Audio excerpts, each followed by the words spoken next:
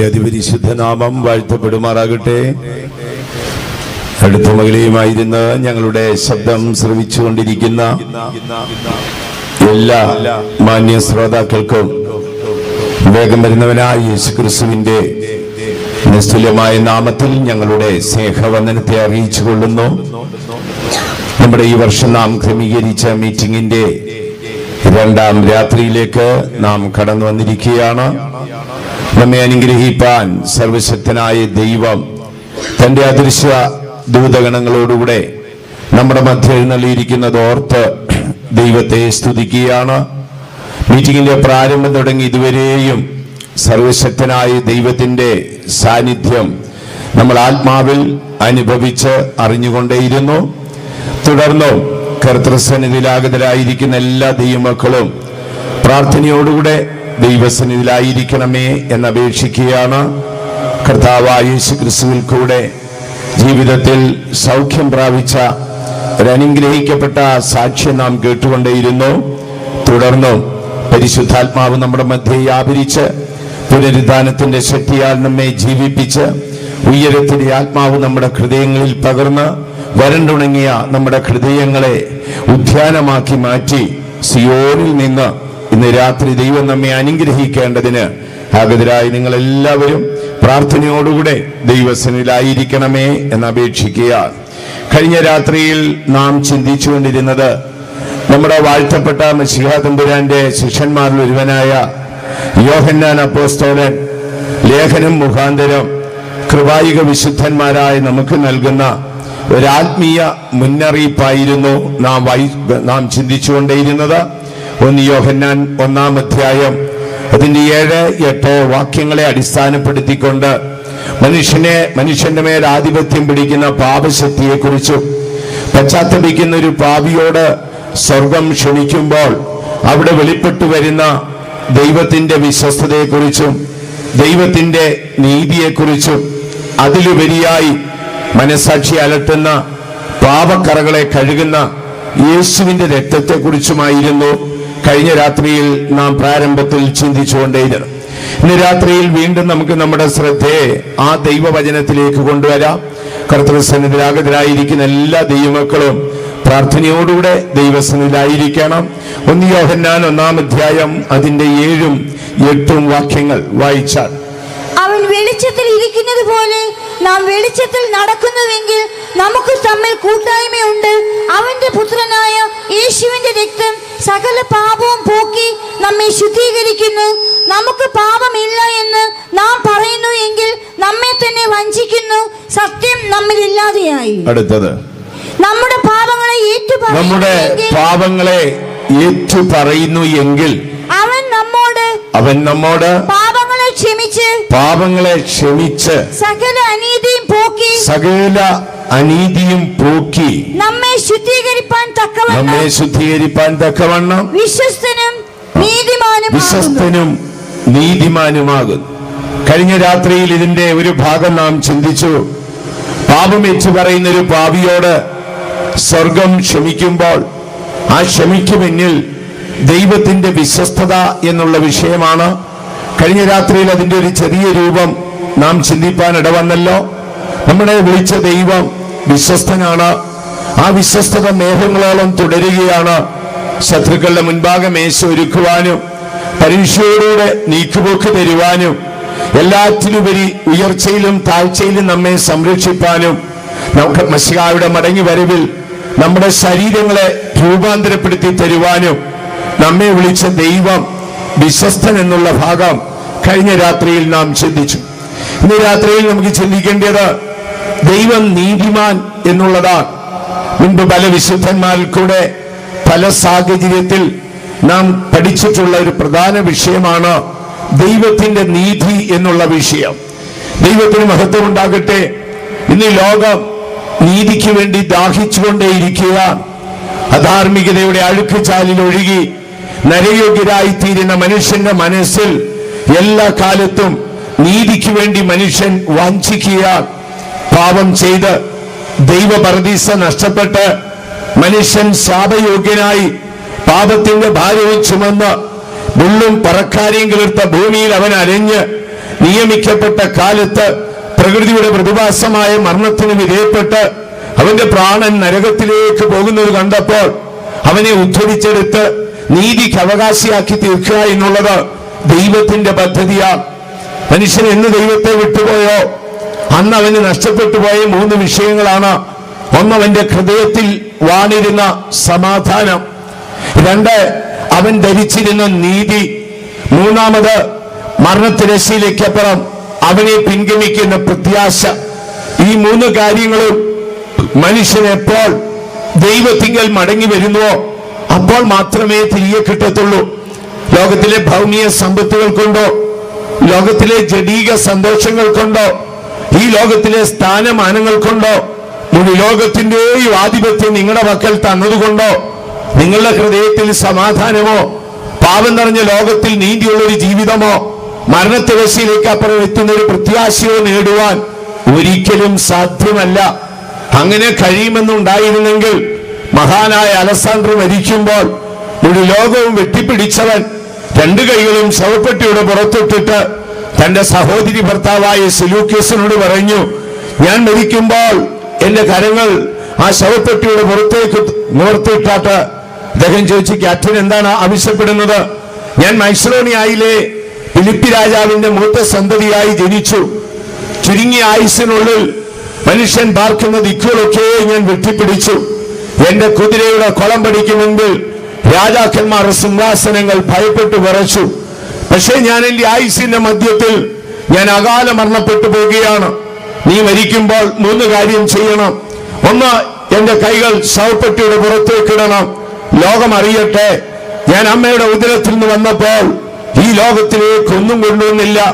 ഈ ലോകത്തിൽ നിന്ന് എനിക്കൊന്നും കൊണ്ടുപോകുവാനൊക്കത്തില്ല.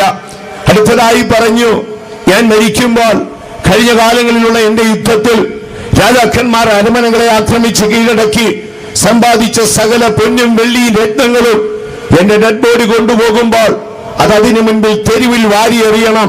ലോകം അറിയട്ടെ, ഈ രത്നങ്ങൾക്കോ ഈ പൊന്നിനോ ഈ വെള്ളിക്കോ എന്റെ അകാല മരണത്തിൽ നിന്നെ വിടുവിക്കുവാൻ കഴിഞ്ഞില്ലെന്ന്.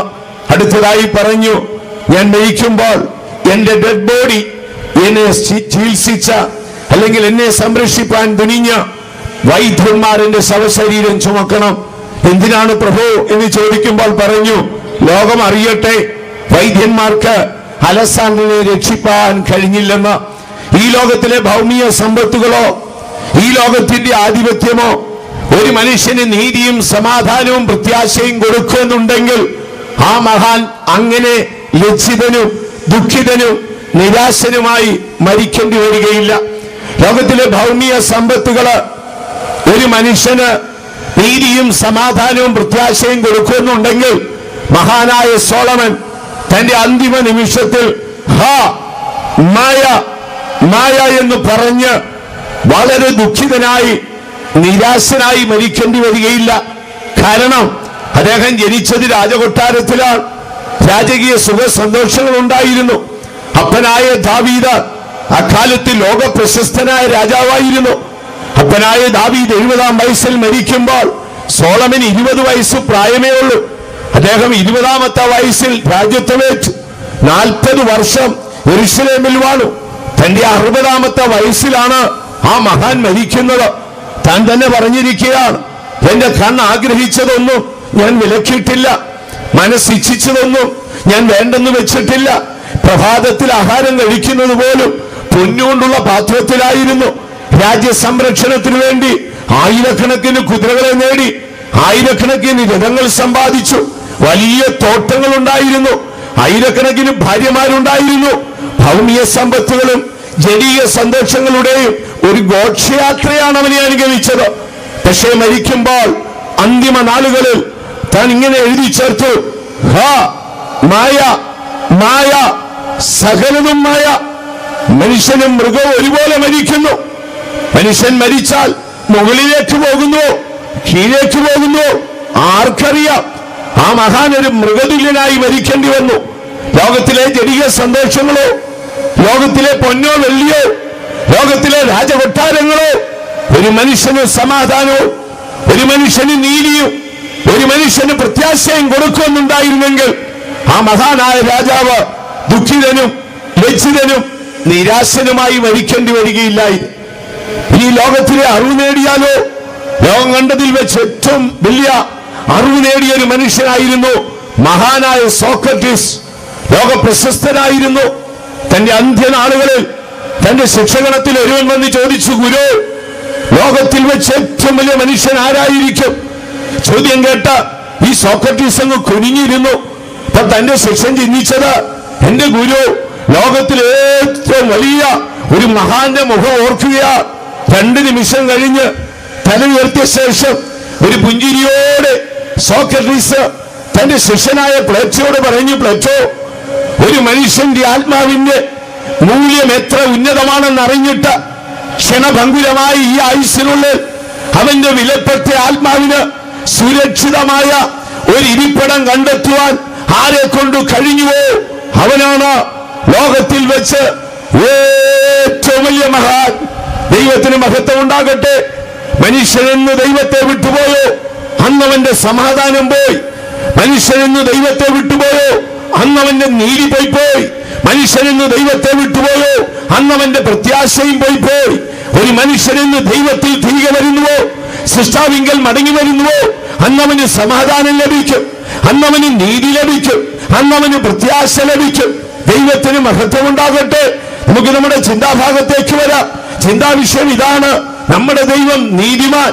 ദൈവത്തിന് മഹത്വം ഉണ്ടാകട്ടെ. ദൈവം നീതിമാനാണ്. ബൈബിൾ വളരെ ശക്തമായി പറയുന്ന ഒരു വിഷയമാണ്. നമ്മുടെ ദൈവം നീതിമാനാണ്. ദൈവത്തിന് മഹത്വം ഉണ്ടാകട്ടെ. നീതി എന്ന വിഷയത്തെ കുറിച്ച് നാം പഠിച്ചാൽ ലോകത്തിൽ നീതിക്ക് പല രീതിയിലുള്ള വിവർത്തനം കൊടുത്തിട്ടുണ്ട്. എന്റെ പക്കൽ ഏൽപ്പിച്ച് ബഹുമാനപ്പെട്ട പാസ്റ്റർ അപ്പച്ചൻ എന്റെ പക്കൽ ഒരു കേക്ക് തന്ന ശേഷം അത് 10 പേർക്ക് വിഭജിച്ചു കൊടുക്കാൻ പറയുമ്പോൾ ഞാൻ തുല്യമായി മുഖം നോക്കാതെ, മാനുഷ്യ സ്വാധീനതയ്ക്ക് പ്രാധാന്യം കൊടുക്കാതെ, എന്റെ സ്വാർത്ഥതയ്ക്ക് ഇടം കൊടുക്കാതെ ഞാനത് തുല്യമായി വീതിച്ച് 10 പേരെ ഏൽപ്പിക്കുന്നെങ്കിൽ ആ പ്രവൃത്തിയിൽ ഞാൻ നീതിയുള്ളവനാണ്. പ്രവർത്തന മണ്ഡലത്തിൽ ഏതൊന്നും തുല്യമായി അറിയിക്കപ്പെട്ടത് ലഭിക്കുമോ അതിന് നീതി എന്ന് ലോകം പറയും. ദൈവത്തിന് മഹത്വം ഉണ്ടാകട്ടെ. രണ്ടാമത്, നീതി എന്ന വാക്കിന് നമ്മുടെ ധാർമ്മികതകളാൽ ഓരോ മനുഷ്യനും ഭൂമിയിൽ വന്ന് ജനിക്കുമ്പോൾ അവൻ ഭൂമിയിൽ ചെയ്തു തീർക്കുവാൻ സ്വർഗം നിയോഗിച്ച ചില വലിയ സത്യങ്ങളുണ്ട്. ഭാരതത്തിലെ പ്രശസ്ത മഹർഷിമാരിൽ ഒരാളായിരുന്ന സ്വാമി വിവേകാനന്ദൻ 1800-ഓടനുബന്ധിച്ച് ഷിക്കാഗോയിൽ ഒരു മതപ്രഭാഷണം നടത്തുമ്പോൾ തന്റെ പ്രഭാഷണം ഇതായിരുന്നു: ഭാരതീയരുടെ വിശ്വാസമനുസരിച്ച് അവൻ ജനിക്കുമ്പോൾ ഈശ്വരൻ അവനെ ഏൽപ്പിച്ച ധർമ്മമാണ് വലുത്. ആ പ്രവൃത്തി അവൻ ചെയ്യണം. ഭാരതീയ മതം പറയുന്നത് നീതി എന്ന് പറഞ്ഞാൽ അത് ധർമ്മമാണ്. ആ ധർമ്മം അവൻ ചെയ്തു തീർക്കണം. ഭൂമിയിൽ ആരും യാദൃശ്യമായി ജനിക്കുന്നില്ല. കോടിക്കണക്കിന് ജീവഗണങ്ങൾക്കിടയിൽ നിന്ന് നിന്റെ സൃഷ്ടാവായ ദൈവം തന്റെ സ്വരൂപവും തന്റെ സാദൃശ്യവും തന്റെ ജീവനും തന്റെ രൂപവും നൽകി നിന്നെ ഭൂമിയിൽ അയച്ചുവോ? അയച്ച ദൈവത്തിന്, സൃഷ്ടാവായ ദൈവം തമ്പുരാന് നിന്നെ കുറിച്ചൊരു പദ്ധതിയുണ്ട്. പലർക്കും ഇതൊന്നും അറിഞ്ഞുകൂടാ. അവരുടെ ലോകത്തിൽ പോയിക്കൊണ്ടിരിക്കുകയാണ്, എന്തൊക്കെയോ കാട്ടിക്കൂട്ടുകയാണ്. ഒരു ദിവസം അവരങ്ങ് മരിക്കും. മരണത്തോടുകൂടി എല്ലാം തീരും. ദൈവമക്കളെ, ഇത് അവിടെ അവസാനിക്കുന്നില്ല. നമ്മുടെ ഈ ആത്മാവെന്ന് പറയുന്നത് ശീതീകരിച്ച് അല്ലെങ്കിൽ തണുപ്പിച്ച് നശിപ്പിക്കാനൊക്കത്തില്ല. നമ്മുടെ ആത്മാവെന്ന് പറയുന്നത് ഇത് തീയിലിട്ട് ചുട്ടുകളയാനൊക്കത്തില്ല.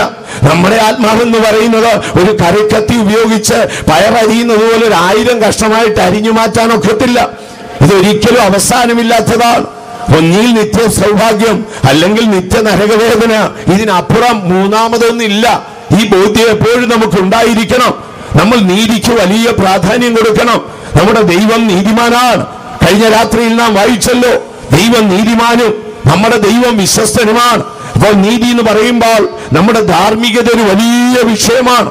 എപ്പോഴും അതിന് പ്രാധാന്യം കൊടുക്കണം. എങ്ങനെയെങ്കിലും ജീവിച്ച് നമ്മുടെ കാലം കഴിച്ചു കൂട്ടരുത്. ഒരു ദിവസം യജമാനൻ ചോദിക്കും. ജോൺ വെസ്ലി തന്റെ അവസാന നാളുകളില് താൻ നിത്യനരകവും ന്യായവിധിയും വിശ്വസിച്ചിരുന്ന ആളല്ല. ഒരു രാത്രി ദർശനത്തില് യേശുവിനെ കണ്ടു. യേശുവിനോട് ചോദിച്ച് 2 കാര്യം. കർത്താവേ, സ്നേഹസ്വരൂപനായ ദൈവമേ, അങ്ങ് മനുഷ്യനെ ന്യായം വിധിക്കുമോ? ചോദ്യത്തിന് മറുപടി ഇതായിരുന്നു: തിരുവെഴുത്തിൽ എന്തെഴുതിയിരിക്കുന്നു? അത് തിരുവെഴുത്തിൽ ഒരിക്കൽ മരണവും പിന്നെ ന്യായവിധിയും സകല മനുഷ്യർക്കും നിയമിച്ചെന്നാണ്. യേശു പറഞ്ഞു, ആകാശം മാറും, ഭൂമി നീങ്ങും, പക്ഷേ ഇതിലെ വള്ളിക്കോ പുള്ളിക്കോ മാറ്റം വരത്തില്ല. 2 നിമിഷം കഴിഞ്ഞ് അടുത്ത ചോദ്യം ചോദിച്ചു, കർത്താവേ, ഒരു നിത്യ നരകമുണ്ടോ? സ്നേഹസ്വരൂപനായ ദൈവമേ, നിന്റെ ഏകജാതനെ പാപലോകത്തിൽ അയച്ച് മാനകുലത്തിന്റെ അകൃത്യം അവന്റെ മേൽ ചുമത്തി ഗെത്സമനെ തുടങ്ങി ഗൊൽഗോത്തായോളം അവനെ വേദനപ്പെടുത്തി ആ സ്നേഹത്തിന്റെ രൂപമായ നീ മനുഷ്യാത്മാവിനെ നരകത്തിൽ അയക്കുമോ? ഒരു 5 നിമിഷം കഴിഞ്ഞപ്പോൾ യേശു ചോദിച്ചു, യേശുവേ, തിരുവെഴുത്തിൽ എന്തെഴുതിയിരിക്കുന്നു? അത് നരകമുണ്ടെന്നാണ് എഴുതിയിരിക്കുന്നത്. ആകാശം മാറിപ്പോകും, ഭൂമി നീങ്ങിപ്പോകും, പക്ഷേ ഇതിൽ വള്ളിക്കോ പുള്ളിക്കോ മാറ്റം വരത്തില്ല. താനങ്ങ് പേടിച്ചുപോയി. ഉടനെ അടുത്ത ചോദ്യം, കർത്താവേ, അങ്ങനെയാണെങ്കിൽ അങ്ങ് എന്ത് കാര്യം ചോദിക്കും? യേശു വളരെ സൗമ്യമായി പറഞ്ഞു കൊടുത്തു. ഒന്ന്, ഞാൻ മനുഷ്യന്റെ ആയുസ്സിനെ കുറിച്ച് ചോദിക്കും. ഇത്ര ദിവസം, ഇത്ര വർഷം, ഇത്ര മാസം, ഇത്ര ആഴ്ച, ഇത്ര ദിവസം, ഇത്ര മണിക്കൂർ, ഇത്ര സെക്കൻഡ് നീ ഭൂമിയിൽ ജീവിച്ചല്ലോ. മനോഹരമായി ഭൂമിയുടെ നന്മകളെയും തിന്മകളെയും നീ അനുഭവിച്ചില്ലേ? ഞാൻ ഉണ്ടാക്കിയ തടാകത്തിലെ വെള്ളം നീ കുടിച്ചില്ലേ? അന്തരീക്ഷത്തിലെ ഓക്സിജൻ നീ ശ്വസിച്ചില്ലേ? നിനക്ക് ആവശ്യമുള്ളതൊക്കെയും കണ്ണിന് ഇച്ഛിച്ചതൊക്കെയും തിന്നും കുടിച്ചും ജീവിച്ചില്ലേ? ഈ സമയം എന്തിനാണ് ചെലവാക്കിയത്? ഇതേക്കുറിച്ച് നല്ല ബോധ്യം നമുക്കുണ്ടായിരിക്കണം. എന്തിനാണ്, എന്ത് വിഷയത്തിനാണ് നാം ഈ ആയുസ് ചെലവാക്കിയെന്ന് നമ്മുടെ യജമാനൻ ചോദിക്കും. ശ്രദ്ധിക്കാത്ത മക്കളെ, നമ്മുടെ യജമാനൻ നമ്മളോട് ചോദിക്കും. എങ്ങനെയെങ്കിലുമൊക്കെ നമ്മൾ കളിച്ച് ചിരിച്ച് കളയാനുള്ളതല്ല നമ്മുടെ സമയം. നമ്മുടെ യജമാനൻ നമ്മളോട് കറക്റ്റായിട്ട് ചോദിച്ചിരിക്കും. ആകയാൽ ഓർത്തുകൊള്ളണം, ജീവിതത്തിലെ നമ്മുടെ ധാർമ്മികതകളെ നമ്മൾ ചെയ്തു തീർക്കണം. നമുക്ക് തിരുവഴുത്തിലേക്ക് നോക്കിയാൽ, ഒരു രാജാവാണെങ്കിൽ തന്റെ പ്രജകളോട് താൻ നീതി പുലർത്തണം, പുലർത്തിയേ ഒക്കത്തുള്ളൂ. നമ്മുടെ ഇപ്പൊ ഇലക്ഷന്റെ സമയമാണ്, ആകെ പ്രകൃതി ചൂടാണ്. ഇലക്ഷന്റെ ചൂടും പ്രകൃതിയുടെ ചൂടും കൂടെ ഒക്കെ കൂടിയിട്ട് പല സ്ഥാനാർത്ഥിമാരും കരിഞ്ഞു തുടങ്ങിക്കഴിഞ്ഞിരിക്കുകയാണ്. അടുത്ത സമയത്ത് അവിടെ വൈത്തോമിൽ ഒരു സ്ഥാനാർത്ഥി വന്നു. എനിക്ക് ആള് മനസ്സിലായില്ല. ഞാൻ കഥ പറഞ്ഞു കൊടുത്തിട്ട് പറഞ്ഞു, അപ്പോൾ എന്നെ തന്നെ പരിചയപ്പെടുത്തി, ഞാൻ ഇന്നാരാണ്. എന്റെ അറിയായ്മ കൊണ്ട് ഞാൻ പെട്ടെന്ന് അങ്ങ് പറഞ്ഞു പോയി. ഫ്ലെക്സിൽ കാണുന്ന പോലെ അല്ലല്ലോ സാറിനെ കണ്ടിട്ടെന്ന് പറഞ്ഞു. പെട്ടെന്ന് എന്നോട് പറഞ്ഞു, അയ്യോ, ചൂടുകൊണ്ട് ഇങ്ങനെ ആയിപ്പോയതാണ്. അപ്പോൾ പ്രകൃതിയുടെ ചൂടും ഇലക്ഷന്റെ ചൂടും കൂടെ കൂടി മനുഷ്യന്റെ ആ രീതി തന്നെ മാറിക്കൊണ്ടിരിക്കുകയാണ്. എവിടെ നോക്കിയാലും വലിയൊരു ഓളം ഉണ്ടാക്കുകയാണ്. അപ്പോൾ അവർ ജയിച്ചു വന്നാൽ, ഭരണത്തിലെത്തുമ്പോൾ അവർ സത്യപ്രതിജ്ഞ ചെയ്യുന്നത് ഞങ്ങൾ ഞങ്ങളുടെ നീതി പുലർത്തിക്കൊള്ളാമെന്നാണ്. ഒരു രാജാവ് രാജ്യം ഭരിക്കുമ്പോൾ അവന്റെ പ്രജകളോട് അവനൊരു നീതിയുണ്ട്. നിങ്ങൾ ഇനി ഒരു കുടുംബത്തെ എടുത്തു നോക്കിക്കാട്ട്. ആ കുടുംബത്തിലെ പിതാവിന് തന്റെ ഭാര്യയോടും തന്റെ കുഞ്ഞുങ്ങളോടും ഒരു നീതിയുണ്ട്. ആ നീതി നിമിത്തമാണ് ഭാര്യയ്ക്കും കുഞ്ഞുങ്ങൾക്കും വേണ്ടി അവൻ അധ്വാനിക്കുന്നത്, അവരെ സംരക്ഷിക്കുന്നത്, അവരെ സ്നേഹിക്കുന്നത്, അവർക്ക് വേണ്ടി ത്യാഗം അനുഭവിക്കുന്നത്. രഹസ്യം എന്തെന്നറിയാമോ? ആ പിതാവിന് ആ കുടുംബത്തോട് ഒരു നീതിയുണ്ട്. ഒരു രാജാവിന് രാജ്യത്തോടും തന്റെ പ്രജകളോടും നീതി ഉള്ളതുപോലെ ഒരു പിതാവിന് അവന്റെ കുടുംബത്തോടും ഭാര്യയോടും മക്കളോടും ഒക്കെ ഒരു നീതിയുണ്ട്. ഈ നീതിയുടെ പിന്നിലാണ് ഈ ത്യാഗങ്ങളെല്ലാം സഹിക്കുന്നത്. ഇതുപോലെ ദൈവം തമ്പുരാന് എല്ലാറ്റിലും നീതിയുണ്ട്. ഭക്തനായ ദാവീദ് തന്റെ ആത്മീയ നാളുകളിൽ ഒരു നാൾ താൻ ഇങ്ങനെ പാടി, യഹോവേ, നിന്റെ എല്ലാ വഴികളിലും നിന്റെ നീതി നിറഞ്ഞു നിൽക്കുകയാണ്. ദൈവത്തിന് മഹത്വം ഉണ്ടാകട്ടെ. സങ്കീർത്തനക്കാരൻ പറയുന്നു, നിന്റെ എല്ലാ വഴികളിലും നീതിയുണ്ട്. 145 സങ്കീർത്തനം അതിന്റെ 17 വാക്യത്തിൽ വരുമ്പോൾ അവിടെ ഭക്തൻ പാടുകയാണ്, ദൈവമേ, നിന്റെ എല്ലാ വഴികളിലും നീതിയുണ്ട്. മലയാളം ട്രാൻസ്ലേഷൻ അല്പപിശകുണ്ട്.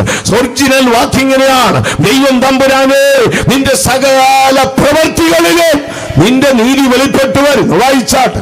യഹോവ തന്റെ സകല വഴികളിലും നീതിമാനും, യഹോവ തന്റെ സകല വഴികളിലും നീതിമാനും, തന്റെ സകല പ്രവൃത്തികളിലും ദയാലുവും. ശ്രദ്ധിക്കുക, ദൈവം തമ്പുരാൻ തന്റെ സകല പ്രവൃത്തികളിലും തന്റെ സകല വഴികളിലും ദൈവം തമ്പുരാൻ നീതിമാനാണ്. ഒരു പിതാവ് തന്റെ കുടുംബത്തോടുള്ള നീതി ഹേതുവായി അവരെ സ്നേഹിച്ച്, അവരെ സംരക്ഷിച്ച്, അവർക്ക് വേണ്ടി ത്യാഗങ്ങൾ അനുഭവിച്ച് ആ പിഞ്ചോമനകളായ കുഞ്ഞുങ്ങളെ വളർത്തി വലിയവരാക്കി തീർക്കുവാൻ പിതാവ് അവർക്ക് വേണ്ടി അധ്വാനിക്കുന്നു, ത്യാഗം സഹിക്കുന്നു, കഷ്ടത ഏൽക്കേണ്ടി വരുന്നു, വേദനപ്പെടേണ്ടി വരുന്നു. പിന്നിൽ ഒരു വലിയ നീതിയുണ്ട്. ഇതുപോലെ നമ്മുടെ ദൈവം തമ്പുരാന് സകലത്തിലും ഒരു നീതിയുണ്ട്. എവിടെയാണ് ദൈവത്തിന്റെ നീതി വെളിപ്പെടുന്നത്? വേദപുസ്തകം നമ്മൾ പഠിച്ചാൽ പലയിടങ്ങളിലും ദൈവമേ നീ നീതിമാനെന്ന് പറയുന്നുണ്ട്. തിരുവഴുത്തില് ബാബിലോണിയ പ്രവാസത്തിൽ പോയ എസ്രാ ശാസ്ത്രി ഒരു ദിവസം തന്റെ ചരിത്ര പുസ്തകത്തിൽ എഴുതി ചേർത്തു, ദൈവമേ നീ നീതിമാനാണ്. എസ്രായുടെ പുസ്തകം 9:15 വായിച്ചാട്ട്. ഇസ്രായേലിന്റെ ദൈവമായ യഹോവേ, ഇസ്രായേലിന്റെ ദൈവമായ യഹോവേ, നീ നീതിമാൻ, നീ നീതിമാൻ. ഇസ്രായേലിന്റെ ദൈവമായ യഹോവേ, നീ നീതിമാൻ. സമകാലികനായി ജീവിച്ച നെഹമ്യാവ് ഒരു ദിവസം പറയുന്നു, യഹോവേ നീ നീതിമാൻ. ഞങ്ങൾക്ക് ഈ അനർത്ഥമൊക്കെയും ഭവിച്ചുവോ, അത് ഞങ്ങളുടെ ദോഷനിമിത്തമാണ്.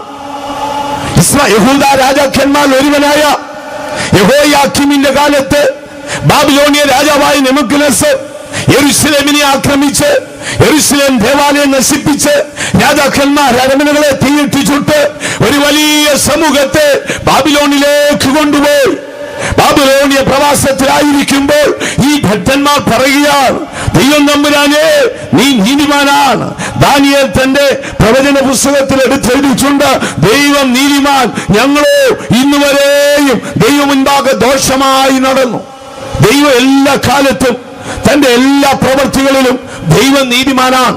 അപ്പോൾ ഇന്ന് രാത്രി നമുക്ക് ചിന്തിക്കേണ്ടത്, നമ്മുടെ ദൈവത്തിന്റെ നീതി വെളിപ്പെട്ടു വരുന്നത് എങ്ങനെയാണ്?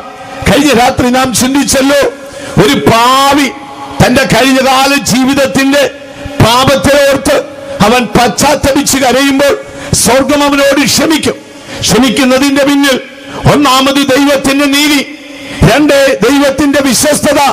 മാത്രമല്ല പശ്ചാത്തപിച്ച പാവിയുടെ പാപക്കര കഴുകുവാൻ യേശുവിന്റെ പരിശുദ്ധ രക്തം. ദൈവത്തിന് മഹത്വം ഉണ്ടാകട്ടെ. അപ്പോൾ ചില ഭാഗം നമുക്ക് ചിന്തിക്കാം. ദൈവത്തിന്റെ നീതി സകല സൃഷ്ടികളിലുമുണ്ട്. ഒന്നുകൂടെ വായിച്ചാട്ട് 145:17. യഹോവ തന്റെ സകല വഴികളിലും നീതിമാനും, യഹോവ തന്റെ സകല വഴികളിലും നീതിമാനാണ്. ദൈവത്തിന് തന്റെ സകല പ്രവൃത്തികളിലും നീതിയുണ്ട്. ദൈവമക്കളെ, എവിടെയാണ് ദൈവനീതി വെളിപ്പെടുന്നത്? തന്റെ സകല പ്രവൃത്തികളിലും ദൈവത്തിന്റെ നീതി നിൽക്കുക. ഞാൻ പറഞ്ഞല്ലോ, എല്ലാറ്റിനെയും സംരക്ഷിക്കുക എന്നുള്ളത് ദൈവനീതിയുടെ ഭാഗമാണ്. മനുഷ്യനോട് മാത്രമല്ല, ഒരിക്കൽ ദാവീദ് പാടുകയാണ്, യഹോവേ നിന്റെ സകല സൃഷ്ടികളോടും നിനക്ക് കരുണയുണ്ട്. മറ്റൊരു ഭാഗത്ത് പറയുന്നു, യഹോവേ നിന്റെ ദയ കൊണ്ട് ഭൂമി നിറഞ്ഞു നിൽക്കുന്നു. ദൈവത്തിന്റെ ദയയുടെയും ദൈവത്തിന്റെ കരുണയുടെയും മനോഹര രൂപമാണ് ഈ പ്രപഞ്ചമെന്ന് പറയുന്നത്. ദൈവത്തിന് മഹത്വം ഉണ്ടാകട്ടെ. എല്ലാറ്റിലും ദൈവത്തിന്റെ നീതിയുണ്ട്. ചുരുക്കമായി നമുക്ക് ചിന്തിക്കാം, എവിടെയാ നീതി കാണാം? ഈ പ്രപഞ്ചത്തെ കുറിച്ച് നിങ്ങൾ പഠിച്ചാൽ, ഈ പ്രപഞ്ചം സൃഷ്ടിച്ചത് ദൈവത്തിന്റെ പരിജ്ഞാനത്തിലാണ്. ഉണ്ടാകട്ടെ എന്ന് ദൈവം കൽപ്പിച്ചപ്പോൾ ഇതെല്ലാം ഉണ്ടായി വന്നു.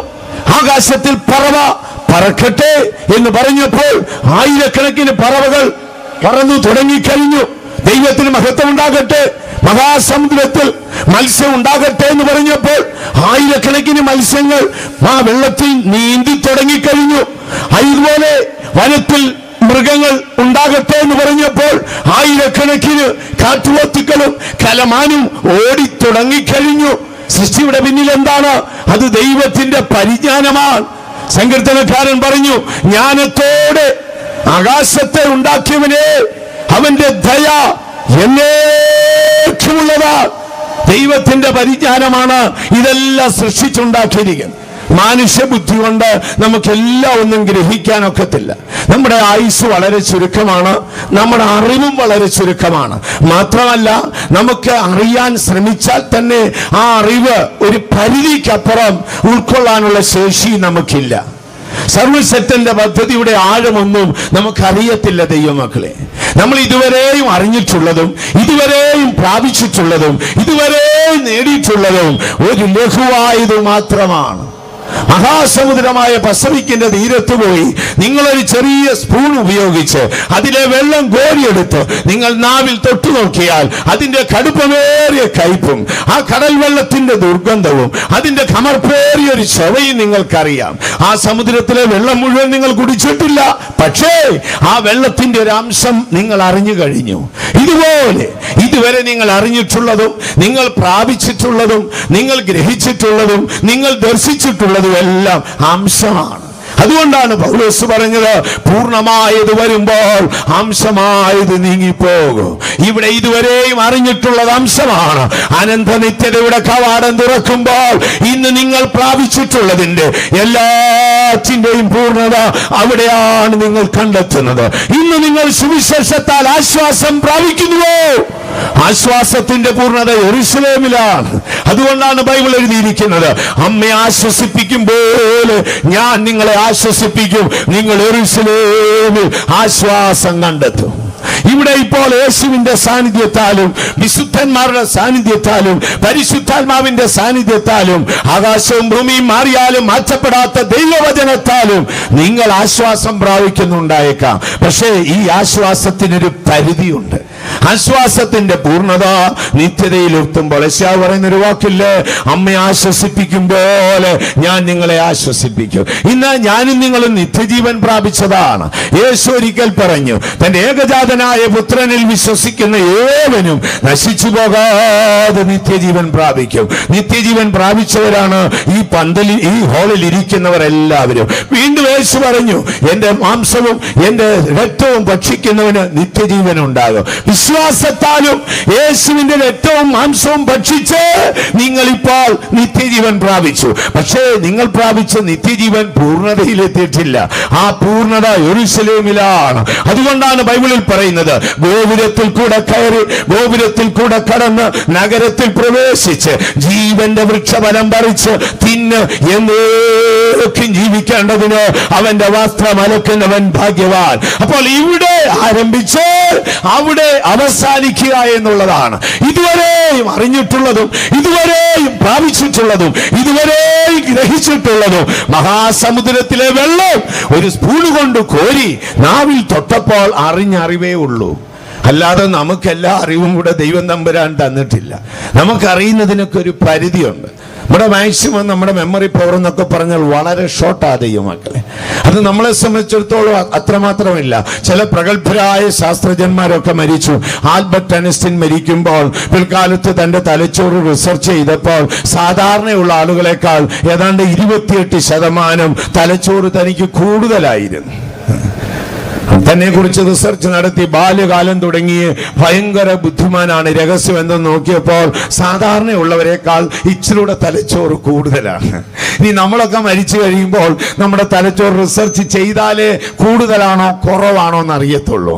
സാധാരണ നമുക്ക് നോർമലിൽ ഒരറിവുണ്ട്. ഒരു കുഞ്ഞ് ജനിക്കുമ്പോൾ 100ക്ക് ഏതാണ്ട് 6% അറിവേ ആ കുഞ്ഞിനുണ്ടായിരിക്കത്തുള്ളൂ. അവൻ ചെറുതായി ചിരിക്കും, അമ്മയെ തിരിച്ചറിയാൻ കഴിയും, വിശപ്പുണ്ടാകുമ്പോൾ കരയണമെന്നുള്ള അറിവ് അവനുണ്ടാകും. അതിൽ കൂടുതലൊന്നും അവന് ഈ സുക്കോവ ഫ്ലൈറ്റിന്റെ കാര്യമൊന്നും അവൻ അറിഞ്ഞുകൂടാ. അവന് കൈയിട്ടടിക്കാനും കാലിട്ടടിക്കാനും അമ്മയെ കണ്ട് കരയാനും ഒക്കെ അറിയാം. അവിടെ തുടങ്ങി അവൻ അങ്ങോട്ട് അറിവ് തേടുകയാണ്. അവനൊരു 5 വയസ്സാവുമ്പോൾ നമ്മൾ അവനെ സ്കൂളിൽ അയക്കും. അധ്യാപകന്മാർ കീ ഉപയോഗിച്ച് അവന്റെ തലച്ചോറിന്റെ അറിവ് അങ്ങോട്ട് തുറക്കാൻ തുടങ്ങും. അവൻ അങ്ങനെ തറ പറ എന്നൊക്കെ പറഞ്ഞ് അറിവ് അങ്ങോട്ട് തുറന്നു പോകും. കുറെ കാര്യം അവനെ വീട്ടിൽ നിന്ന് അപ്പച്ചന്റെയും അമ്മയുടെയും ശീലങ്ങൾ കണ്ടുപഠിക്കും. ഇനിയും കുറെ കാര്യങ്ങൾ സ്കൂളിൽ പോകുമ്പോൾ പഠിക്കും. ഇനിയും ചില കാര്യങ്ങൾ അനുഭവിച്ചേ പഠിക്കാനൊക്കത്തുള്ളൂ. നമ്മുടെ ജീവിതത്തിലും അങ്ങനെയാ. എല്ലാ കാര്യവും നമുക്ക് പുസ്തകത്തിൽ പഠിക്കാനൊക്കത്തില്ല. ബയോളജി പഠിക്കാൻ നമുക്ക് പുസ്തകത്തിൽ പഠിച്ചാൽ മതി. എന്നാൽ നീന്തോളജി എന്ന് പറയുന്ന ഒന്നുണ്ട്, അതൊരിക്കലും നമുക്ക് പുസ്തകത്തിൽ പഠിക്കാനൊക്കത്തില്ല. അത് നീന്തിയേ പഠിക്കാനൊക്കത്തുള്ളൂ. അല്ല, നമ്മളെങ്ങനെ പുസ്തകം വെച്ച് നീന്തി പഠിക്കാനൊക്കുമോ? നമ്മളിങ്ങനെ പറയുകയാണ്, അവിടെ ചെന്നിട്ട് ആലപ്പുഴ കടൽ തീരത്തിയെന്ന് കടലിലോട്ട് എടുത്ത് ചാടണം. ആദ്യം വലത് കൈയുണ്ട്, രണ്ടാമതിന് ഇടത് കൈയുണ്ട്, പിന്നെ കൈയും കാലും കൊണ്ട് തുഴഞ്ഞാൽ മതി എന്ന് പറഞ്ഞാൽ തുഴയും കയറിപ്പോക്ക് നടക്കത്തില്ല. അപ്പൊ നീന്തുക എന്നുള്ളത് അനുഭവം കൊണ്ട് പഠിക്കാം. പല കാര്യങ്ങൾ പുസ്തകത്തിൽ പഠിക്കുമ്പോൾ ഇനിയും ചില കാര്യങ്ങൾ അനുഭവത്തിൽ പഠിക്കും. ദൈവത്തിന് മഹത്വം ഉണ്ടാകട്ടെ. ഇവിടെ തന്നെ പാസ്റ്റപ്പച്ചൻ സിസ്റ്റേഴ്സിനോട് കയറിയിരിക്കെ എന്ന് പറഞ്ഞു. ഞാനിരുന്ന് ഓർക്കുകയായിരുന്നു, ഈ പാസ്റ്റർമാർ പറഞ്ഞ് ഇത്രയും അനുസരിക്കുന്നുള്ളെങ്കിൽ വീടുകളുടെ അനുസരണം എന്തായിരിക്കുമോ? ഞാനിവിടെ പറയുകയും ചെയ്തു, വീട്ടിലെ അനുസരണം എന്തായിരിക്കും? പിശാചിന്റെ പോരാട്ടമാണെന്നാ പറയുന്നത്. പിശാചിന്റെ പോരാട്ടമല്ല, നമ്മുടെ അനുസരണക്കേടാ കുഴപ്പം. പലയിടത്തും ഈ കുടുംബം എന്നാ പറയുന്നെങ്കിലും പലയിടത്തും കൂടുമ്പം ഭൂകമ്പം ഉണ്ടാകുന്നതിന്റെ കാരണം ഇതാണ്. കേരളത്തിലെ പ്രശസ്തനായ ഒരു അച്ഛനായിരുന്നു കോവൂരച്ഛൻ, കേട്ടിട്ടുണ്ടായിരിക്കാം. കോവൂരച്ഛൻ കൂടെ പറയും, എൻ്റെ ഭാര്യയെ പോലെ ഒരു നല്ല സ്ത്രീ ലോകത്തിലില്ല, 2 കുഴപ്പമേ ഉള്ളൂ. എന്താണച്ചോ? ഒന്നേ അവൾ വിളിച്ചാൽ കേൾക്കത്തില്ല, 2 പറഞ്ഞാൽ അനുസരിക്കത്തില്ല. ബാക്കി കാര്യത്തിലെല്ലാം മുൻപിലാണ്. പറഞ്ഞാൽ അനുസരിക്കത്തുമില്ല, വിളിച്ചാലോട്ട കേൾക്കത്തുമില്ല. ദൈവത്തിന് മഹത്വം ഉണ്ടാകട്ടെ. അപ്പൊ ചില കാര്യങ്ങളൊക്കെ നമ്മൾ അനുഭവത്തിൽ പഠിച്ചെടുക്കാനേ ഒക്കത്തുള്ളൂ. ചില കാര്യങ്ങൾ പുസ്തകം വായിച്ചു പഠിച്ചെടുക്കാം. ജീവിതത്തിൽ കൃപ കിട്ടാൻ എന്ത് ചെയ്യണം? താഴ്മയോടെ ജീവിക്കണം. പിന്നെ അറിവ് കിട്ടാൻ എന്ത് ചെയ്യണം? കഠിനാധ്വാനം ചെയ്ത് പഠിക്കണം. സൗമ്യത കിട്ടാൻ എന്ത് വേണം? പക്വത കിട്ടാൻ എന്ത് വേണം? അനുഭവിച്ചു പഠിക്കണം. അനുഭവിച്ചു പഠിച്ചാലേ നടക്കത്തുള്ളൂ. അല്ലാതെ നമുക്ക് ജീവിതത്തിൽ, ഞാൻ പറഞ്ഞല്ലോ, കരഞ്ഞു പ്രാർത്ഥിക്കുന്നവരുണ്ട്, അവർക്ക് ദൈവം കൃപ കൊടുക്കും. കഠിനാധ്വാനം ചെയ്ത് പഠിക്കുന്നവരുണ്ട്, അവർക്ക് അറിവ് കിട്ടും. പക്ഷേ ജീവിതത്തിൽ പക്വത കിട്ടണമെങ്കിൽ നമുക്ക് അനുഭവം ഉണ്ടാകണം. അനുഭവത്തിൽ കൂടെ ഒക്കത്തുള്ളൂ. ദൈവത്തിന് മഹത്വം ഉണ്ടാകട്ടെ. അപ്പോൾ എല്ലാ കാര്യങ്ങളും കൂടെ ഗ്രഹിക്കാനുള്ള ശേഷി നമുക്കില്ല. ദൈവം തമ്പുരാൻ തന്റെ പരിജ്ഞാനത്താൽ ഈ ഭൂമിയെ സൃഷ്ടിച്ചുണ്ടാക്കി. ഉദാഹരണം നമുക്ക് നോക്കാം. നമ്മുടെ മാനുഷ്യ ബുദ്ധിയിൽ ഇതുവല്ലതും നടക്കുമോ? ലോകം ഇന്ന് പുരോഗതിയിലേക്ക് ഒത്തിരി എത്തി. ഏതെല്ലാം മോഡൽ കാറുകളാണ് ഇപ്പോൾ ഇറങ്ങി വരുന്നത്, ഏതെല്ലാം രീതിയിലുള്ള വാഹനങ്ങൾ, ശബ്ദ തരംഗങ്ങളെ അതിജീവിക്കുന്ന ഫ്ലൈറ്റുകൾ, ഇതെല്ലാം എങ്ങനെയാണ് ഉണ്ടാകുന്നത്? ദൈവം തമ്പുരാൻ ഉണ്ടാക്കുന്നത് പോലെ മനുഷ്യൻ ഉണ്ടാക്കാൻ നോക്കും. തമ്മിലുള്ള വ്യത്യാസം ശ്രദ്ധിച്ചിട്ടുണ്ടോ? ബെർല കമ്പനിയോ ടാറ്റ കമ്പനിയോ അല്ലെങ്കിൽ ഇങ്ങനെ സുസുക്കിയുടെ ഏതെങ്കിലും ഒരു കമ്പനിയുടെ ജനറൽ മാനേജർ വന്ന് ഇവിടെ നമ്മുടെ ഈ കവലയിൽ വന്ന് നിന്നിട്ട് ഒരു ബൈക്ക് ഉണ്ടാകട്ടെ എന്ന് പറഞ്ഞാൽ ബൈക്ക് ഉണ്ടാകത്തില്ല. പറയുന്ന അങ്ങനെ വയ്യോളം പറഞ്ഞാലും ബൈക്ക് ഉണ്ടാകത്തില്ല. ദൈവം തമ്പുരാൻ സൃഷ്ടിച്ചുണ്ടാക്കിയ ഭൂമിയിലെ മൂലകങ്ങളെ എടുത്ത് അവന്റെ അറിവ് ഉപയോഗിച്ച് അതിനെ അടിച്ചു പരത്തി രൂപഭേദം വരുത്തി അവൻ അതിനെ വാഹനമാക്കി തീർക്കുകയാണ്. പക്ഷേ നമ്മുടെ ദൈവം തമ്പുരാൻ ഈ കവലയിലോട്ട് വന്നിട്ട് വാഹനങ്ങൾ ഓടട്ടെ എന്ന് പറഞ്ഞാൽ ആയിരക്കണക്കിന് വാഹനങ്ങൾ ഓടിക്കൊണ്ടേയിരിക്കും. ഇതാണ് ഇവര് തമ്മിലുള്ള വ്യത്യാസം. ദൈവത്തിന് മഹത്വം ഉണ്ടാകുന്നത്. ഈ വലിയ ആളുകളൊക്കെ പല കാര്യവും കണ്ടുപിടിച്ചത് വലിയ മണ്ടത്തരങ്ങൾ കണ്ടുപിടിച്ചിട്ടാ ദൈവമക്കൾ. എത്രയോ മണ്ടത്തരങ്ങൾ കണ്ടുപിടിച്ചിട്ടാണ് വലിയ കാര്യങ്ങളിലേക്ക് പോയത്. നമ്മൾ ചിന്തിക്കുന്ന പോലെ ഈ ഫ്ലൈറ്റ്സൊക്കെ തന്നെ റൈറ്റ് സഹോദരന്മാർ, സൈക്കിൾ കച്ചവടക്കാരാ, സൈക്കിൾ നന്നാക്കുന്ന ജോലിക്കാരാ, ഏകാന്തമായ ഒരു സ്ഥലത്ത് ഒരു ചെറിയ മരുപ്രദേശത്ത് താമസിക്കുക. ബാല്യകാലത്ത് അവരുടെ അപ്പൻ നഷ്ടപ്പെട്ടു പോയി. അമ്മ ഈ ദരിദ്രപ്പെട്ട കുഞ്ഞുങ്ങളെ വളർത്തിയെടുത്തു. ഒരു ദിവസം അമ്മ വീടിന് പുറത്ത് കരിയിലിട്ട് തീ കത്തിച്ച് കഞ്ഞി വെക്കുകയാണ്. ഇളയ സന്തതിയോട് പറഞ്ഞ് തീ കെട്ടുപോയി, കുഞ്ഞൊന്ന് ഊതി കത്തിക്കാൻ പറഞ്ഞു. ഈ കുഞ്ഞുബാലൻ അവിടെ പോയി മുട്ടുകുത്തി കുനിഞ്ഞു നിന്ന് അടുപ്പിലോട്ട് ഒറ്റ ഊത്തൂതി.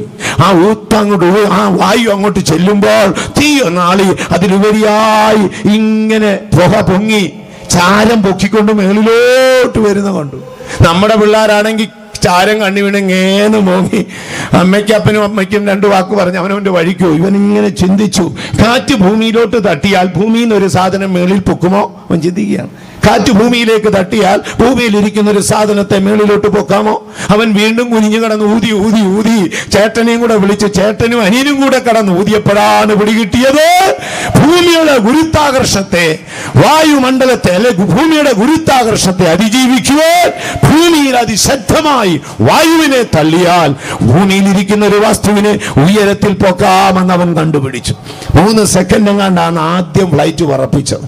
ഇപ്പൊ നമ്മൾ ഈ ഫ്ലൈറ്റിൽ ജപ്പാനിലും കാനഡയിലും അമേരിക്കയിലും ഇംഗ്ലണ്ടിലും ഒക്കെ പോകുന്നില്ലേ? നമ്മുടെ പണ്ടുണ്ടായിരുന്ന 2 റൈറ്റ് സഹോദരന്മാർ എന്ന് പറയുമ്പോൾ അവർക്ക് ബന്ധുക്കോസുകാരാണെന്നല്ല, ചേട്ടനും അനിയനും ആയതുകൊണ്ട് ഇംഗ്ലീഷുകാർ പേരിട്ടതാണ്. അവരാണ് അങ്ങനെയാണ് കണ്ടുപിടിച്ചത്. ഈ കണ്ടുപിടുത്തത്തിന്റെ ഒക്കെ പിന്നിൽ എത്രയോ കാലം കഠിനാധ്വാനം ചെയ്തു ഐസക് ന്യൂട്ടൻ. നിങ്ങളിപ്പോ ഇംഗ്ലണ്ടിൽ ചെന്നാലേ ഐസക് ന്യൂട്ടന്റെ ശവകുടീരമുണ്ട്. അവിടെ ഒരു വാക്ക് എഴുതി വെച്ചിരിക്കുകയാണ്, മാനവരാശിയെ നിന്റെ സൃഷ്ടാവായ ദൈവം തമ്പുരാൻ ഇങ്ങനെ ഒരു മനുഷ്യനെ നിനക്ക് ദാനമായി തന്നല്ലോ. ഇന്ന് നമ്മളായിരിക്കുന്ന ഏറെക്കുറെ 90% ശാസ്ത്രീയ മണ്ഡലങ്ങൾക്ക് അടിസ്ഥാനം ഭാഗിയത് ആ മഹാനാണ്. ഏറിയ വർഷം ജീവിച്ചു. ഒരു ദിവസമൊക്കെ 22 മണിക്കൂർ റിസർച്ച് ചെയ്യുമെന്നാ പറയും. 22 മണിക്കൂർ കഴിക്കാതെയും കുടിക്കാതെയും റിസർച്ച് ചെയ്യും. അല്പനേരം സങ്കീർത്തനം വായിക്കും. പിന്നെ തെരുവിലിറങ്ങി അലഞ്ഞു നടക്കും. ഒരു ദിവസം തന്നെ ഒരു സ്നേഹിതൻ കണ്ടു. ആ സ്നേഹിതൻ ചോദിച്ചു, ഐസക്കെ കല്യാണം കഴിച്ചില്ലേന്ന്. അപ്പൊ ഐസക്ക് പറയാ, ഞാൻ മറന്നുപോയി. ഐസക്കിന് കല്യാണം കഴിക്കാനൊക്കെ അങ്ങ് മറന്നുപോയി. നമ്മുടെ പിള്ളേരാണ് LKG എത്തുമ്പോഴേ അവൻ എന്നാണ് കല്യാണം എന്ന് ചോദിച്ച് നടക്കുക. അതുകൊണ്ട് അവൻ കണ്ടുപിടിച്ചാൽ വല്ല ഉളക്കയും ചെരവയൊക്കെ കണ്ടുപിടിക്കത്തുള്ളൂ. ഐസക് അങ്ങ് മറന്നുപോയി. പറയാ, കല്യാണം കഴിക്കുന്ന കാര്യം ഞാനങ്ങ് മറന്നുപോയി. പിന്നെ ഓർമ്മ കൂടി ഓർമ്മ അങ്ങ് അപ്പുറമായിപ്പോയി. ഞാൻ പറഞ്ഞു വന്നതിന്റെ ചുരുക്കം, മനുഷ്യന്റെ ഓർമ്മയിൽ അവന് സൂക്ഷിക്കുന്നതിന് ഒരു പരിധിയുണ്ട്. സർവശക്തനായ ദൈവം തമ്പുരാൻ തന്റെ സൃഷ്ടിയിൽ പരിജ്ഞാനത്താൽ ഇവയുണ്ടാക്കി. ചില പൂക്കൾ കണ്ടിട്ടില്ലേ? അതിന് ആരാണ് ഇത്ര നല്ല രൂപം കൊടുത്തത്? ആരാണ് ഇത്ര മനോഹരമായ വർണ്ണം കൊടുത്തത്? ആരാണ് മനുഷ്യന്റെ മനസ്സിന് ഇമ്പമുള്ള ഈ മനോഹരമായ സുഗന്ധം കൊടുത്തത്? ആരാണ് ഇതിന്റെ ഉള്ളിൽ ഇത്ര ശുദ്ധമായ തേൻ വെച്ചത്? സർവശക്തനായ ദൈവം തമ്പുരാന്റെ ജ്ഞാനമാണ്. അവിടെ തീരുന്നില്ല. ജ്ഞാനത്താൽ സൃഷ്ടിക്കപ്പെട്ടതെല്ലാം തൻ്റെ ദൈവം തൻ്റെ നീതി കൊണ്ടാണ് സംരക്ഷിക്കുന്നത്. നിങ്ങളൊരു ചെറിയ പൂത്തണ്ടെടുത്ത്, സ്വാർത്ഥതയുള്ളത് മനുഷ്യന് മാത്രമേ ഉള്ളൂ. പ്രപഞ്ചത്തിന് ഒരു സൃഷ്ടിക്കും സ്വാർത്ഥതയില്ല. ആരും അവർക്ക് വേണ്ടി ജീവിക്കുന്നില്ല. ഉദാഹരണം ഞാൻ നിങ്ങളോട് പറയാം. നന്നായി രാവിലെ എഴുന്നേറ്റ് നിങ്ങൾ നിങ്ങളുടെ പൂന്തോട്ടങ്ങളിൽ പോയി നോക്കിക്കാട്ടെ. ചെറിയ നീല നിറമുള്ള ഒരു സൈസ് കുഞ്ഞു കുരിയിൽ വരുന്നത് കാണാം. അവൻ കിക്കി കിക്കിന്ന് കരഞ്ഞ് പറന്ന് നടന്ന് വിരിഞ്ഞു നിൽക്കുന്ന പൂ കാണുമ്പോൾ നിങ്ങൾ ശ്രദ്ധിച്ചിട്ടുണ്ടോ? നമ്മുടെ മനുഷ്യബുദ്ധി അനുസരിച്ച് ആ പൂ അടർത്തിയെടുത്ത് അത് പിച്ചിപ്പറിച്ച് അതിനകത്തെ ഒരു തുള്ളി തേൻ നമ്മുടെ നാക്കെ മുട്ടിക്കാനാണ് നമ്മുടെ അറിവ്. പക്ഷെ ഇവന്റെ അറിവ് നിങ്ങൾ കണ്ടിട്ടുണ്ടോ? ഇവൻ അതിന്റെ അടുക്കൽ ചെന്ന് ആ പൂവിന് കേടുവരാതെ അന്തരീക്ഷത്തിൽ പറന്ന് നിന്ന് അവന്റെ നീണ്ട ചുണ്ട് അതിന്റെ ഉള്ളിലാക്കി തേൻ വലിച്ചിഞ്ഞെടുക്കും. എടുക്കുന്ന കൂട്ടത്തിൽ, നീ എനിക്ക് തേൻ തന്നതല്ലേ, നിനക്ക് ഞാൻ എന്തെങ്കിലും ഒന്ന് ചെയ്തു തരാമെന്ന് പറഞ്ഞ് അവിടെ ഇരിക്കുന്ന പൂമ്പൊടി പ്രതിയെ ചുണ്ടിൽ പറ്റിച്ച് അടുത്ത പൂവിലേക്ക് പറന്നു പോകും. അവിടെ നിന്ന് പറ്റിയ പൂമ്പൊടി കൊണ്ടുവന്ന് ഈ പൂമ്പൊടിയിലേക്ക് കൊടുത്തിട്ട് ഇവിടെ നിന്ന് തേൻ കുടിച്ചേച്ച് അവന്റെ വീട്ടിൽ പോകും. നമ്മളാണെങ്കിൽ അഴിച്ചു പറിച്ച് നെയ്യും പിച്ചി ചീന്തിയല്ലേ നോക്കുന്നത്. കാര്യം, മനുഷ്യന് സ്വാർത്ഥതയുണ്ട്. എന്താണ് ഇതിന്റെ പിന്നിൽ? ആരാണിത് സൃഷ്ടിച്ചത്? ആരാണ് ഈ പൂവിന് രൂപം കൊടുത്തത്? ആരാണ് ഈ പക്ഷിക്ക് അറിവ് കൊടുത്തത്? വേദപുസ്തകം പറയുന്നു, ദൈവം തമ്പുരാനേ, നിന്റെ സകല വഴികളിലും നിന്റെ നീതി നിറഞ്ഞു നിൽക്കുന്നു. വിശ്വസിക്കുന്നവർ കരങ്ങൾ ഉയർത്തി ശക്തിയായിട്ട് ഒരു ഹല്ലേലൂയ പറഞ്ഞോട്ടെ. അപ്പോൾ ദൈവത്തിന്റെ ജ്ഞാനം പ്രപഞ്ചത്തെ സൃഷ്ടിച്ചു. ദൈവത്തിന്റെ നീതിയാണ് അവയെ സംരക്ഷിക്കുന്നത്. എല്ലാം കറക്റ്റായിട്ട് ഓടും ദൈവമക്കളെ. ഇപ്പൊ നമുക്ക് കൃഷിമന്ത്രി, ഭക്ഷ്യമന്ത്രി, മത്സ്യമന്ത്രി എന്നൊക്കെ പറയത്തില്ലേ? കേരളത്തിലെ ഏത് മത്സ്യമന്ത്രിയാ മത്സ്യത്തിന് ഇര കൊടുക്കുന്നത്? മഹാസമുദ്രത്തിൽ കിടക്കുന്ന മത്സ്യത്തെ ചാക്കണക്കിന് പിടിച്ചു കയറ്റി വിദേശത്ത് വിട്ട് ബാക്കിയുള്ളതിന് മുളകും മല്ലിയും ചേർത്ത് വറുത്ത് തിന്നുന്ന മന്ത്രി അല്ലാതെ ഈ മഹാസമുദ്രത്തിലെ മത്സ്യത്തിന് ഒരു നേരം ആഹാരം കൊടുക്കുന്ന മന്ത്രിമാരുണ്ടോ? കേരളത്തിലാരുണ്ട്? ഇല്ല ദൈവമക്കളെ. വകുപ്പ് അങ്ങനെ ഉണ്ടെന്നേ ഉള്ളൂ. സംരക്ഷിക്കുന്ന തമ്പുരാനാണ്. അതുകൊണ്ടാണ് ബൈബിൾ എഴുതിയിരിക്കുന്നത്, ദൈവമേ, നിന്റെ എല്ലാ വഴികളിലും നിന്റെ നീതി നിറഞ്ഞു നിൽക്കും. പട്ടം പാടിയിരിക്കുക, ബാലസിംഹങ്ങളും തന്റെ ആഹാരം ദൈവത്തോട് ചോദിക്കുന്നു. അവൻ വലിയ ബലവാനാണ്. അവൻ അലറിയാൽ കാട് കെടുങ്ങും. തിരുവനന്തപുരത്ത് നമ്മുടെ അടുത്ത ഫെയ്ത്തോമിന് അടുക്കൽ ഒരു കാഴ്ചകളമുണ്ട്. രാവിലെ അവിടുത്തെ ആ സിംഹമൊക്കെ മൂളുന്ന കേട്ടാൽ, ഞാനൊരു ദിവസം അവിടെ ഫെയ്ത്തോമി കിടക്കുമ്പോൾ കേട്ടു. ഞാൻ ഒരാളോട് ചോദിച്ചപ്പോൾ അവൻ രാവിലെ എഴുന്നേറ്റ് മൂളുന്ന ശബ്ദമാണ്. കിടുകിടാൻ ഇത്രയും ദൂരം കേൾക്കാം. അത്ര ബലവാനാണ് അവൻ.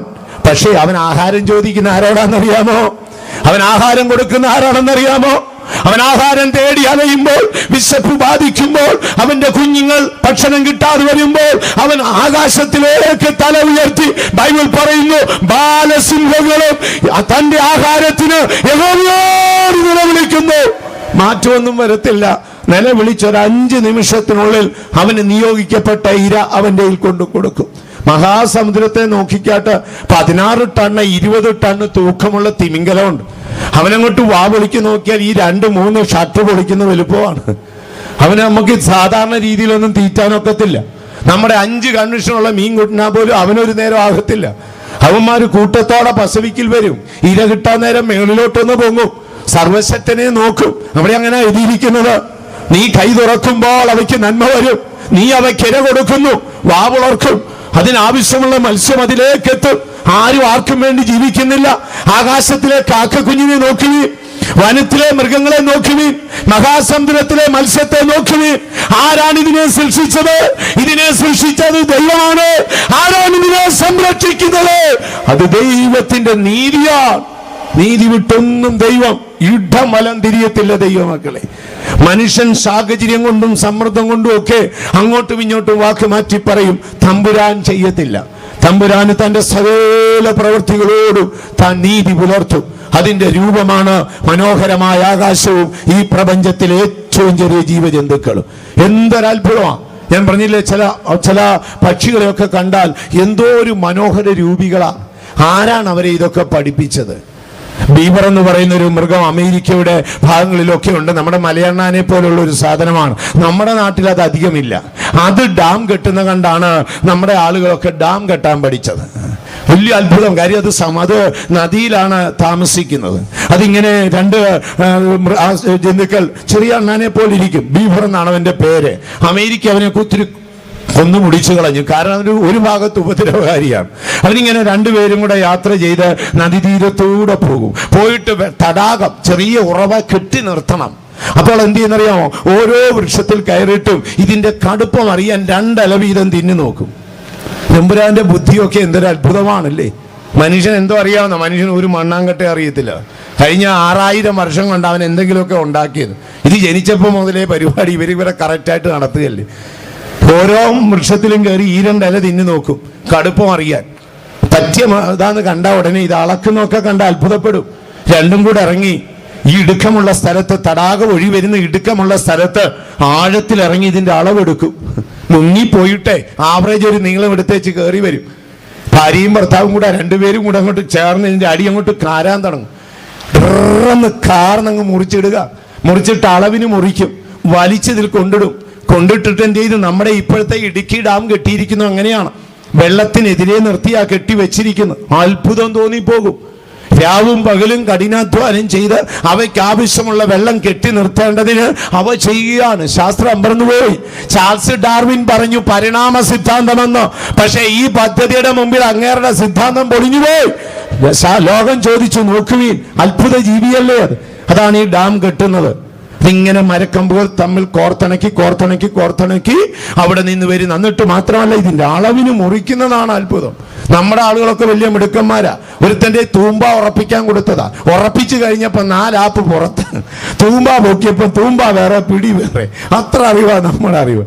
എന്നാൽ തമ്പുരാന്റെ സൃഷ്ടികളല്ലേ. തേനീച്ചക്കൂട് നിങ്ങൾ കണ്ടിട്ടില്ലേ? നമ്മുടെ നാട്ടിലുള്ള തേനീച്ചക്കൂട് സൃഷ്ടിയിലൊരു അത്ഭുതമല്ലേ. നമ്മളാണ് ആ കൂട് ഉണ്ടാക്കുന്നെങ്കിൽ നിങ്ങൾ അതിനാവശ്യമുള്ളൊരു പ്രതലം എടുത്തിട്ട് അതിന്റെ സെൻട്രൽ വശത്തൊരു 5 മുഖങ്ങളുള്ള ഒരു ഹോൾ ഉണ്ടാക്കിയിട്ട് നിങ്ങൾ ഇങ്ങനെ സാധാരണ സൈഡിലേക്ക് ഉണ്ടാക്കും. പക്ഷേ തേനീച്ച ഉണ്ടാക്കുന്നത് തിരിച്ചാണ്. തേനീച്ച ഒരു പ്രതലം കണ്ടാൽ ഉടനെ നടന്ന് ആവറേജ് അതിന്റെ ഒരു മില്യൺ കണക്ക് ഇങ്ങോട്ട് എടുക്കും. എന്നിട്ട് അത് സൈഡിൽ നിന്നാണ് തുടങ്ങുന്നത്. സൈഡിൽ നിന്ന് തുടങ്ങി വരുമ്പോൾ സെൻട്രലുള്ള ആ അവസാന ഹോളും ഒരുപോലെ ഇരിക്കും. കമ്പ്യൂട്ടർ നോക്കിയാൽ പോലും തെറ്റത്തില്ല.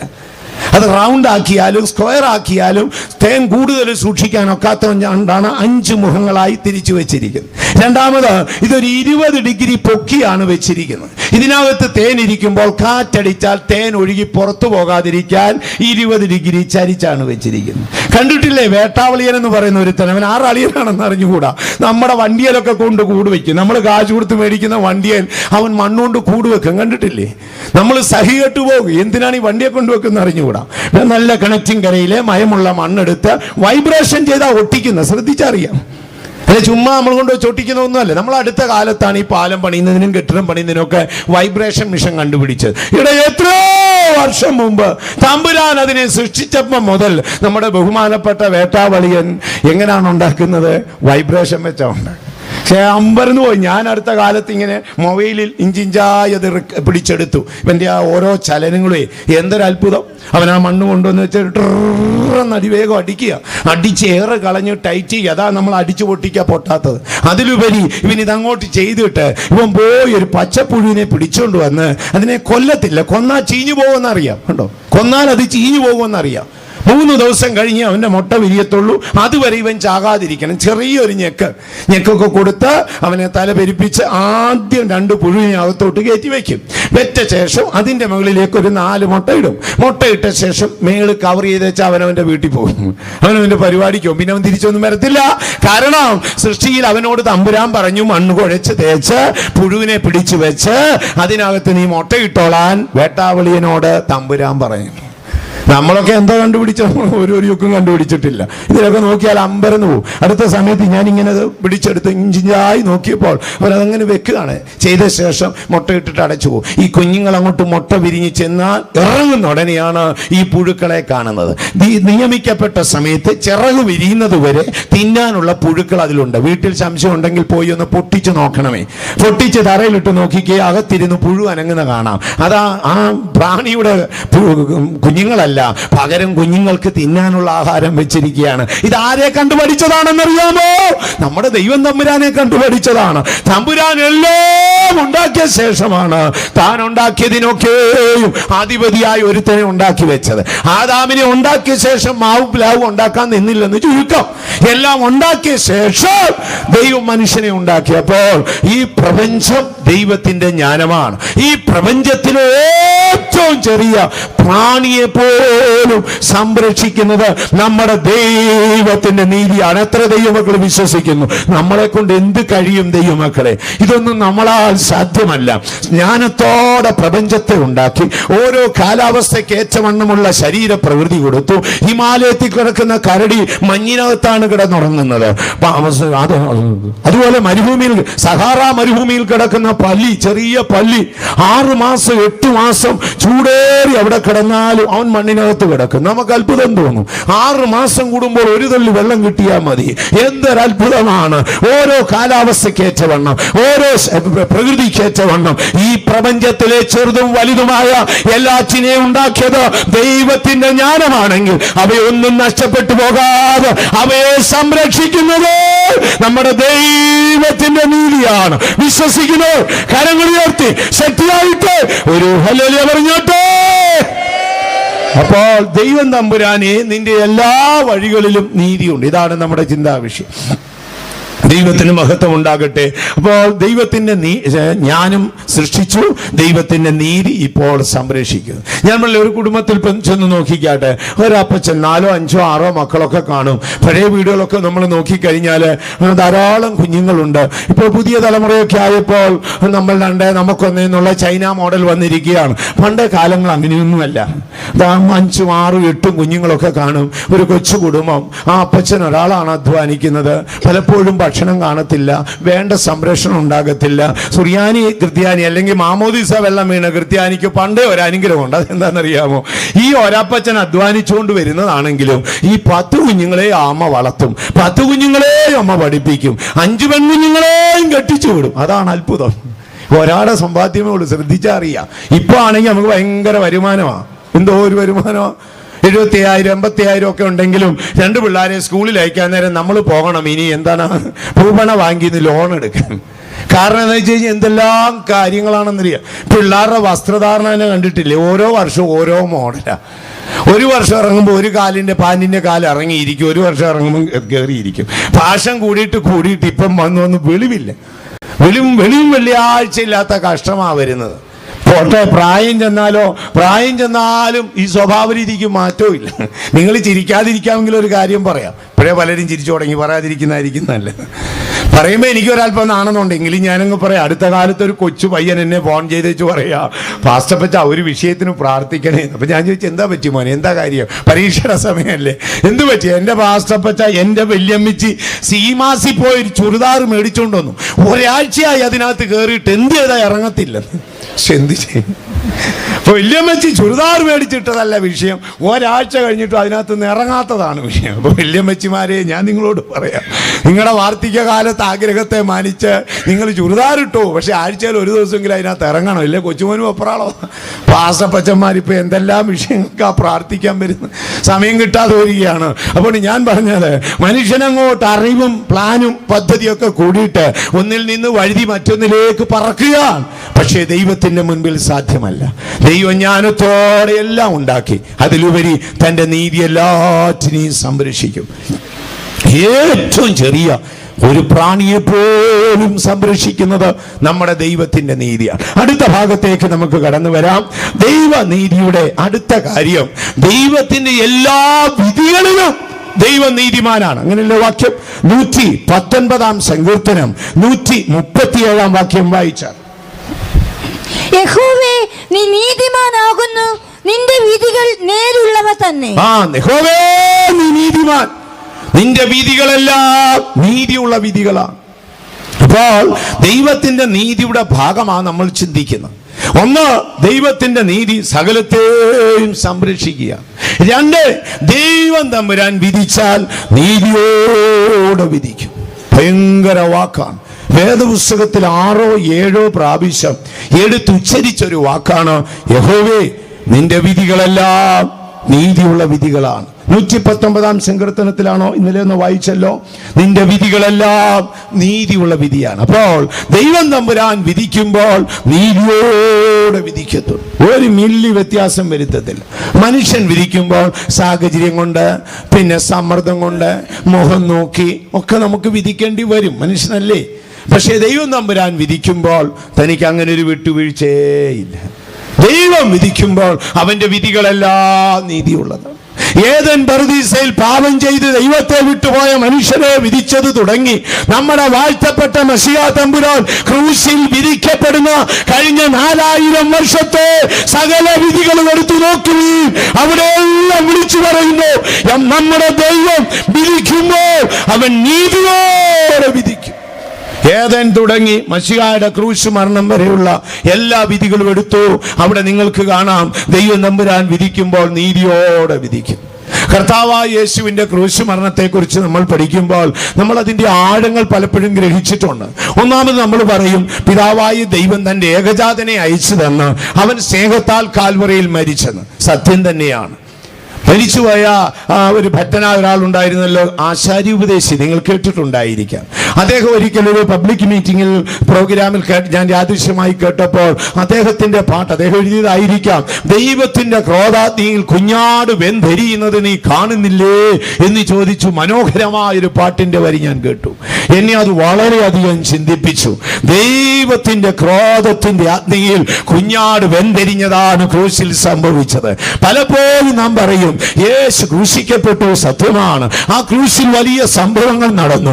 നിത്യജീവന്റെ വഴി അവിടെയാണ് തുറന്നത്. സാത്താൻ സർവായുധ വർഗം വെച്ച് കീഴടങ്ങിയത് അവിടെയാണ്. സകലതും നിവർത്തിക്കപ്പെട്ടത് അവിടെയാണ്. എന്നാൽ എല്ലാറ്റിനുപരി ദൈവത്തിന്റെ കരുണയും ദൈവത്തിന്റെ നീതിയും തമ്മിൽ ചുംബിച്ച സ്ഥലമുണ്ട്. അത് നമ്മുടെ കർത്താവായ യേശുവിന്റെ ക്രൂശാണ്.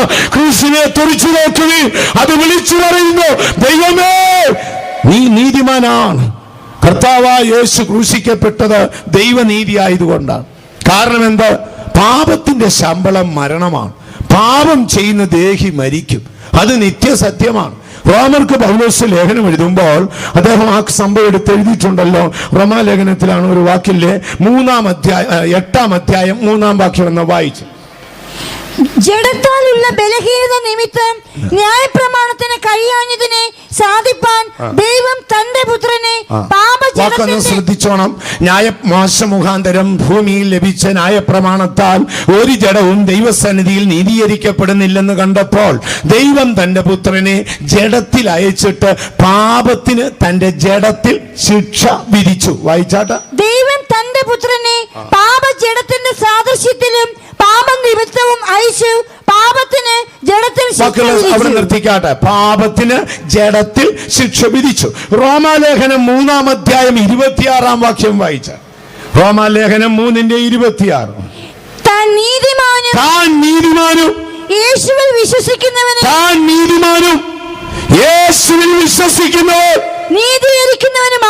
നീതീകരിക്കപ്പെട്ടവനും ആകേണ്ടതിന് ഇക്കാലത്ത് തന്റെ നീതിയെ പ്രദർശിപ്പിച്ചു. ദൈവത്തിന് മഹത്വം ഉണ്ടാകട്ടെ. നമ്മുടെ ദൈവം തമ്പുരാൻ നീതിമാനാണ്. ആ നീതി നിമിത്തമാണ് യേശു ക്രൂശിക്കപ്പെട്ടത്. അല്ല, ഒരു ഭാഗത്ത് ദൈവത്തിന്റെ സ്നേഹമാണ്, എന്നാൽ എല്ലാറ്റിലും പരിധി. ന്യായപ്രമാണത്തിന് കഴിയാത്തതിനെ സാധിപ്പിക്കുവാൻ തന്റെ പുത്രനെ താണലോകത്തിൽ അയച്ച് പാപത്തിന് ജഡത്തിൽ ശിക്ഷ വിധിച്ചു. ആ ശിക്ഷാവിധിയുടെ മുൻപാകെ ക്രൂശിന്റെ അടിയിൽ വഞ്ചകനായ പിശാച് സർവായുധ വർഗം വെച്ച് കീഴടങ്ങിയതിന്റെ പിന്നിൽ ആ ക്രൂശിൽ ദൈവത്തിന്റെ നീതി കണ്ടു. സാത്താൻ ദൈവത്തോട് പറഞ്ഞു, നീ നീതിമാനാണ്, പാപം ചെയ്യുന്നവന് നീ ശിക്ഷിച്ചേ ഒക്കത്തുള്ളൂ. ഏതൻ തുടങ്ങി ഇന്നുവരെയുള്ള എല്ലാ മനുഷ്യനും പാപം ചെയ്തു. ഞാൻ പാപം ചെയ്തു, നീ എന്നെ അശുദ്ധനെന്ന് നീ കളഞ്ഞില്ലേ? മനുഷ്യൻ പാപം ചെയ്തു, നീ എന്തിനാണ് അവനോട് കരുണ കാണിക്കുന്നത്? ഇല്ല ദൈവമക്കളെ, നീതിക്കും കരുണയ്ക്കും ഒരിക്കലും ചുംബിക്കാൻ സാധ്യമല്ല. ഒരിക്കലും. ഞാൻ ഒരാളെ, എന്റെ കീഴിലുള്ള ഒരാളെ നീതിയോടെ വിധിച്ചാൽ എനിക്ക് അവനോട് ഒരിക്കലും കരുണ കാണിക്കാൻ ഒക്കത്തില്ല. എന്നാൽ അവന്റെ തെറ്റുകളെ കുറിച്ച് അറിവുണ്ടായിട്ട് ഞാൻ അവനോട് കരുണ കാണിച്ചാൽ എനിക്കൊരിക്കലും നീതിയോടെ വിധിക്കാനൊക്കത്തില്ല. സാധ്യമല്ല, ഒരിക്കലും സാധ്യമല്ല. മനുഷ്യനാൽ സാധ്യമാകാത്തൊരു കാര്യമാണ്. കരുണയും നീതിയും കൂടെ ചുംബിക്കുമോ? ഇല്ല സഹോദരങ്ങളെ, സാധ്യമല്ല. ഞാൻ ഒരാളെ നീതിയോട് അവന്റെ തെറ്റിന് വിധിക്കുന്നെങ്കിൽ എനിക്ക് അവനോട് കരുണ കാണിക്കാനൊക്കത്തില്ല. ഞാൻ അവനോട് കരുണ കാണിക്കുന്നെങ്കിൽ അവന്റെ തെറ്റിന് എനിക്ക് നീതിയോടെ വിധിക്കാനൊക്കത്തില്ല. മനുഷ്യൻ പാപം ചെയ്ത് പരീക്ഷ നഷ്ടപ്പെട്ട നാൾ തുടങ്ങി ദൈവസിംഹാസനത്തിന്റെ മുൻപിൽ സാത്താൻ അലറി വിളിച്ചിരുന്നു, ദൈവമേ നീ നീതിമാനാണോ? ദൈവസിംഹാസനം പറഞ്ഞു, ദൈവം നീതിമാനാണെന്ന്. അങ്ങനാണെങ്കിൽ പാപത്തിന് എന്തുകൊണ്ട് ശിക്ഷ വരുത്തുന്നില്ല? ഒരു ചോദ്യം. രണ്ട്, ദൈവമേ നീ കരുണയുള്ളവനാണോ? അതെ. അങ്ങനെയെങ്കിൽ പിന്നെന്തിനാണ് പാപിയായ മനുഷ്യനെ നീ നരകത്തിൽ തള്ളുന്നത്? ചോദ്യത്തിന് എന്ത് മറുപടി പറയും? ഞാൻ പറഞ്ഞു, നിങ്ങൾക്ക് ഗ്രഹിക്കാൻ ഒക്കുന്നുവോ? ഞാനൊരു ന്യായാധിപനായിരുന്ന് വിധിക്കുമ്പോൾ ഞാൻ ഒരുവനോട് അവന്റെ തെറ്റുകളെ മറന്ന് കരുണ കാണിക്കുന്നെങ്കിൽ ഞാൻ വിധിക്കുന്ന വിധി നീതിയുള്ളതായിരിക്കത്തില്ല. ഞാൻ നീതിയോടെ വിധിക്കുന്നെങ്കിൽ എനിക്ക് അവനോട് കരുണ കാണിക്കാനും സാധ്യമല്ല. ആകയാൽ യേശു അവസാനം തന്റെ സ്ലീഹന്മാരോട് പറഞ്ഞു, നിങ്ങൾ പ്രാർത്ഥിക്കുമ്പോൾ ഇങ്ങനൊന്ന് പ്രാർത്ഥിച്ചേക്കണം, നിന്റെ നാമം വിശുദ്ധീകരിക്കപ്പെടണമേ.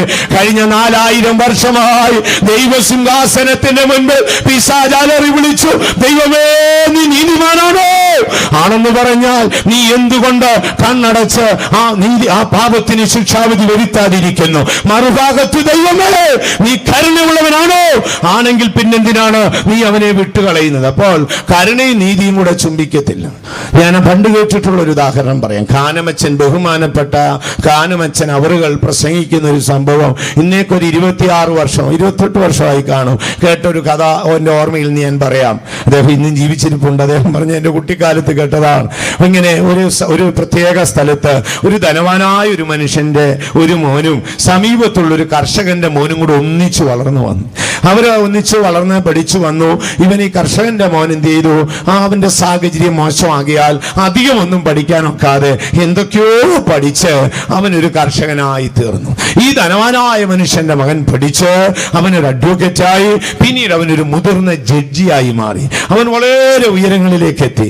ഈ കർഷകനായ അദ്ദേഹത്തിന് ഒരു മകനുണ്ടായി. അവൻ മഹാവഴക്കാളിയായി ഭയങ്കര പ്രതിസന്ധിയായി മാറി. അധികം മുമ്പ് ഐസിന്റെ മധ്യത്തിൽ ഈ കർഷകൻ അങ്ങ് മരിച്ചുപോയി. പിന്നെ ഈ മോൻ ഇങ്ങനെ വളർന്നു. അവൻ മഹാമദ്യപാനിയായി പ്രാകൃതനായി ജീവിച്ചു. അവൻ എന്തൊക്കെയോ കേസിൽ അകപ്പെട്ട് ഒരു ദിവസം അവന്റെ അയൽവാസിയുടെ കൃഷിയിടങ്ങളെല്ലാം അവൻ വെട്ടി നശിപ്പിച്ച് കേസിൽ വിധിക്കപ്പെട്ടു. കേസ് പിടിക്കപ്പെട്ടു വന്ന് ഈ ജഡ്ജിയുടെ മുമ്പിലാണ്. അദ്ദേഹം ഇവനെ വിധിക്കാനുള്ള സംഭവങ്ങളൊക്കെ എടുത്തിങ്ങനെ അവന്റെ ഫയൽ നോക്കുമ്പോൾ ബാല്യകാലം മുതൽ തന്റെ അയൽവാസിയായി കുഞ്ഞുകാലം തുടങ്ങി തന്നോടൊപ്പം പഠിച്ച തന്റെ പ്രിയ സ്നേഹിതന്റെ സന്തതിയാണ്. ഇവൻ ഒരുവൻ മാത്രമേ ഉള്ളൂ. ഇവൻ ചെയ്ത ശിക്ഷയാണെങ്കിൽ ഇവനൊരു 3 മാസം ജയിലറയിൽ അടയ്ക്കപ്പെടേണ്ടി വരും. നീതിയോടെ വിധിച്ചാൽ 3 മാസം ജയിലറയിൽ അടയ്ക്കപ്പെടും. അല്ലെങ്കിൽ ഒരു ഭാരിച്ച ആ നഷ്ടത്തിനുള്ള എമൗണ്ട് കൊടുക്കണം. അത് നീ കൊടുക്കാമോ എന്ന് ചോദിച്ചാൽ കൊടുക്കാൻ നിവൃത്തിയില്ല. ശിക്ഷ 3 മാസം. ഇവൻ 3 മാസം ജയിലറയിൽ അടയ്ക്കപ്പെട്ടാൽ വാർദ്ധക്യത്തിലെത്തിയ ഇവന്റെ അമ്മച്ചിയും ഇവന്റെ കുഞ്ഞുങ്ങളും അനാഥപ്പെട്ടു പോകും. ജഡ്ജി വിധി പറയാതെ തള്ളി നീക്കി. ഒരു ഭാഗത്ത് തന്നോട് തന്റെ മനസ്സാക്ഷി പറഞ്ഞു, ജനം നിന്നെ വിശ്വസിച്ച് സത്യപ്രതിജ്ഞ ചെയ്ത് നീ ന്യായാധിപന്റെ സീറ്റിൽ ഇരിക്കുകയാണെങ്കിൽ നീയോടെ വിധിക്കണം. കരുണ അവനോട് പറഞ്ഞു, നീ ഇപ്പോൾ അവനെ സഹായിക്കണം. അവൻ നിന്റെ സ്നേഹിതന്റെ മകനല്ലേ, പോലെ അവനോട് കരുണ കാണിച്ചുകൂടെ? ഒരു ഭാഗത്ത് കരുണ പറയുന്നു അവനെ വിട്ടയക്കാൻ, മറുഭാഗത്ത് നീതി പറയുന്നു നിന്റെ നീതിപീഠം നീതിയോടെ വിധിക്കണം. ഇദ്ദേഹം ആകെ ആശയക്കുഴപ്പത്തിലായി. പല ദിനങ്ങൾ തള്ളി നീക്കി. അവസാനം വിധിയുടെ ദിനമായി. ഇവനെ കെട്ടി കോർട്ടിൽ നിർത്തി. ജഡ്ജി ഇവനോട് തെറ്റുകളെല്ലാം ആരാഞ്ഞ് ചോദിച്ചു. ഇവനെല്ലാം സമ്മതിച്ചു. അപ്പോൾ ഇവനോട് പറഞ്ഞു, നീ ഒരു 60,000 രൂപ പിഴയായിട്ട് അദ്ദേഹത്തിന് കൊടുക്കണം. അപ്പോൾ അവൻ കൈകൂപ്പി പറഞ്ഞു, യജമാനനെ, സാറേ, എനിക്ക് അത് നിവർത്തിപ്പാൻ നിവർത്തിയില്ല. അങ്ങനെയാണെങ്കിൽ നീ 4 മാസം ജയിലറയിൽ അടയ്ക്കപ്പെടും. എന്ത് ചെയ്യണമെന്ന് ചോദിച്ചു. അവൻ കരഞ്ഞു പറഞ്ഞു, വാർദ്ധക്യത്തിലെത്തി എന്റെ അമ്മച്ചിയും എന്റെ ഭാര്യയും കുഞ്ഞുങ്ങളും അനാഥപ്പെട്ടു പോകും. അങ്ങ് എന്നോട് കരുണ ചെയ്യണമേ. ജഡ്ജിയുടെ കരുണ പറയുന്നു വിട്ടയക്കുവാൻ, ജഡ്ജിയുടെ നീതി പറയുന്നു നീതിയോടെ വിധിക്കാൻ. എന്താണ് ചെയ്യേണ്ടത്? അദ്ദേഹം എട്ടം വല നോക്കിയില്ല. അദ്ദേഹം കർക്കശമായി വിധിച്ചു. നീ അയൽവാസിയെ ദ്രോഹിച്ച് അവന്റെ കൃഷിയിടങ്ങളിൽ വരുത്തിയ നാശത്തിന് നിനക്ക് 60,000 രൂപ പിഴ വിധിച്ചിരിക്കുകയാണ്. അടയ്ക്കാൻ നിവർത്തിയില്ലെങ്കിൽ ജയിലിലേക്ക് പോകാൻ പറഞ്ഞ് കോടതി വിധിച്ചു വിട്ടു. ദൈവത്തിന് മഹത്വം ഉണ്ടാകട്ടെ. പോലീസുകാർ അവന്റെ അവന്റെ കയ്യിൽ ലോക്കിട്ടു. അവനെ ജയിലിലേക്ക് കൊണ്ടുപോവുകയാണ്. ജഡ്ജി ഇറങ്ങി വന്നിട്ട് ഉടനെ എന്ത് ചെയ്യുന്നറിയാമോ? ആ ക്ലർക്കിന്റെ ഓഫീസിലേക്ക് പോയി തന്റെ ബാഗിൽ നിന്ന് 60,000 രൂപ അടച്ചിട്ട്, ആ 60,000 രൂപ ഇവന്റെ പിഴ അടച്ചിട്ട് ഇവന്റെ തോളിൽ കുത്തിട്ട് പറഞ്ഞു, നിന്റെ അപ്പച്ചന്റെ ഏറ്റവും വലിയ സ്നേഹിതനായിരുന്നു, ഞങ്ങൾ ഒന്നിച്ചു വളർന്നതായിരുന്നു, നീ പൊയ്ക്കോ, ഇനി നീ ദോഷം ചെയ്യരുതേ എന്ന് പറഞ്ഞു. ഇതാണ് നമ്മുടെ പരിശുദ്ധ പിതാവ് ചെയ്തത്. കരുണയും നീതിയും തമ്മിൽ ചുംബിക്കത്തില്ലെന്ന് പറഞ്ഞപ്പോൾ തന്റെ ഏകജാതനായ പുത്രനെ, ദൂതന്മാരുടെ ആരാധനപത്രമായ മെസ്സിയായെ താണലോകത്തിൽ അയച്ച് മനുഷ്യന്റെ അകൃത്യം അവന്റെ മേൽ ചുമത്തി ദൈവം തന്റെ നീതി നിമിത്തം തന്റെ ക്രോധാഗ്നിയിൽ അവനെ ബന്ധിപ്പിച്ചിട്ട് അവന്റെ നീതി വാങ്ങി ദരിദ്രരായ നമുക്ക് തന്നു. പൊയ്ക്കൊള്ളുവീൻ. എന്താണ് അവിടെ പറയുന്നത്? അവന്റെ നീതി പ്രദർശിപ്പിപ്പാൻ പിതാവ് അങ്ങനെ ചെയ്യൂ. മശിഹായുടെ ക്രൂശിനെ നോക്കുവീൻ. ദൈവത്തിന്റെ വിധികളിൽ നീതിയില്ലേ? നീതിയാൽ യേശു മനുഷ്യവർഗത്തിന്റെ അകൃത്യം ചുമന്നു. കരുണയാൽ അവൻ മനുഷ്യന്റെ പാപങ്ങളെ ക്ഷമിച്ചു. ദൈവത്തിന് മഹത്വം ഉണ്ടാകട്ടെ. ദൈവത്തിന്റെ വിധികളിലെല്ലാം എപ്പോഴും നീതിയുണ്ട്. ഈ 2 കാര്യവും ചെയ്തതാരാണ്? 2 കാര്യവും ജഡ്ജിയാണ് ചെയ്തത്. തന്റെ നീതി നിമിത്തം താൻ വിധിച്ചു, തന്റെ കരുണ നിമിത്തം കടം വീട്ടി പൊയ്ക്കൊള്ളാൻ പറഞ്ഞു. സ്വർഗം നിങ്ങളോട് എന്താ ചെയ്തത്? റോമാലേഖനത്തിൽ വായിച്ചില്ലേ? തന്റെ നീതി നിമിത്തം അവൻ യേശുവിനെ ക്രൂശിപ്പാൻ ഏൽപ്പിച്ചു കൊടുത്തു. ഇല്ലെങ്കിൽ സാത്താൻ ആ തുമ്പിൽ കയറി പിടിക്കും. അവൻ പറയും, നീ നീതിമാനാണ്. മനുഷ്യന്റെ പാപം എന്തടിസ്ഥാനത്തിൽ ക്ഷമിച്ചു? ആരെങ്കിലും പാപം ചെയ്യണ്ടേ? വേദപുസ്തകം പറയുന്നു, പാപമറിയാത്തവനെ നാം ദൈവത്തിന്റെ നീതിയാകേണ്ടതിന് ദൈവം അവനെ പാപിയാക്കി തീർത്തു. കർത്താവായ യേശുവിനെ പാപിയാക്കി തീർത്ത് അവന്റെ ക്രൂശ് മരണത്താലാണ് എനിക്ക് നിങ്ങൾക്ക് നീതി തന്നത്. പലപ്പോഴും നമ്മൾ ഇതിന്റെ ആഴം ഗ്രഹിക്കാറില്ല. ഞാൻ പറഞ്ഞില്ല, ഭക്തനായ ആശാരി ഉപദേശി ഇങ്ങനെ മാധുര്യമായി പാടുന്ന പാട്ടിന്റെ വരികളിലുണ്ട്, നോക്കുവീൻ കുഞ്ഞാട് കരളലിഞ്ഞ് കരയുന്നത് നീ കേട്ടില്ലേ? ദൈവത്തിന്റെ ക്രോധത്തിന്റെ അഗ്നിയിൽ കുഞ്ഞാട് വെന്തരീനോ നീ കാണുന്നില്ലേ?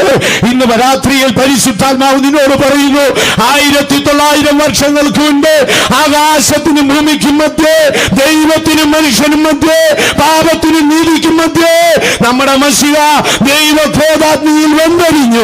അവിടെ നമ്മുടെ ദൈവം നീതിമാനാണ്. സാത്താൻ സർവായുധവർഗം വെച്ച് കീഴടങ്ങി. വിശ്വസിക്കുന്നവർ കരങ്ങൾ ഉയർത്തി ശക്തിയായിട്ട് ഒരു ഹല്ലേലൂയ പറഞ്ഞേട്ടെ. നമുക്ക് ധൈര്യമായി പറയാം, കാര്യം നമ്മുടെ കടങ്ങളൊക്കെ യേശു വീട്ടിയതാണ്. ഇല്ലെങ്കിൽ നമ്മളെ ഒന്നും വിടാനൊക്കത്തില്ല. സാത്താൻ നമ്മളെ പുറകെ പിടിക്കും. വേദപുസ്തകത്തിൽ പലർക്കും ഇത് പറ്റിയിട്ടുണ്ട്. മോശ പണ്ടൊരു ഈജിപ്തുകാരനെ തല്ലിക്കൊന്നു. മോശയും ദൈവം തമ്മിൽ ഭയങ്കര സ്നേഹിതരായിരുന്നു.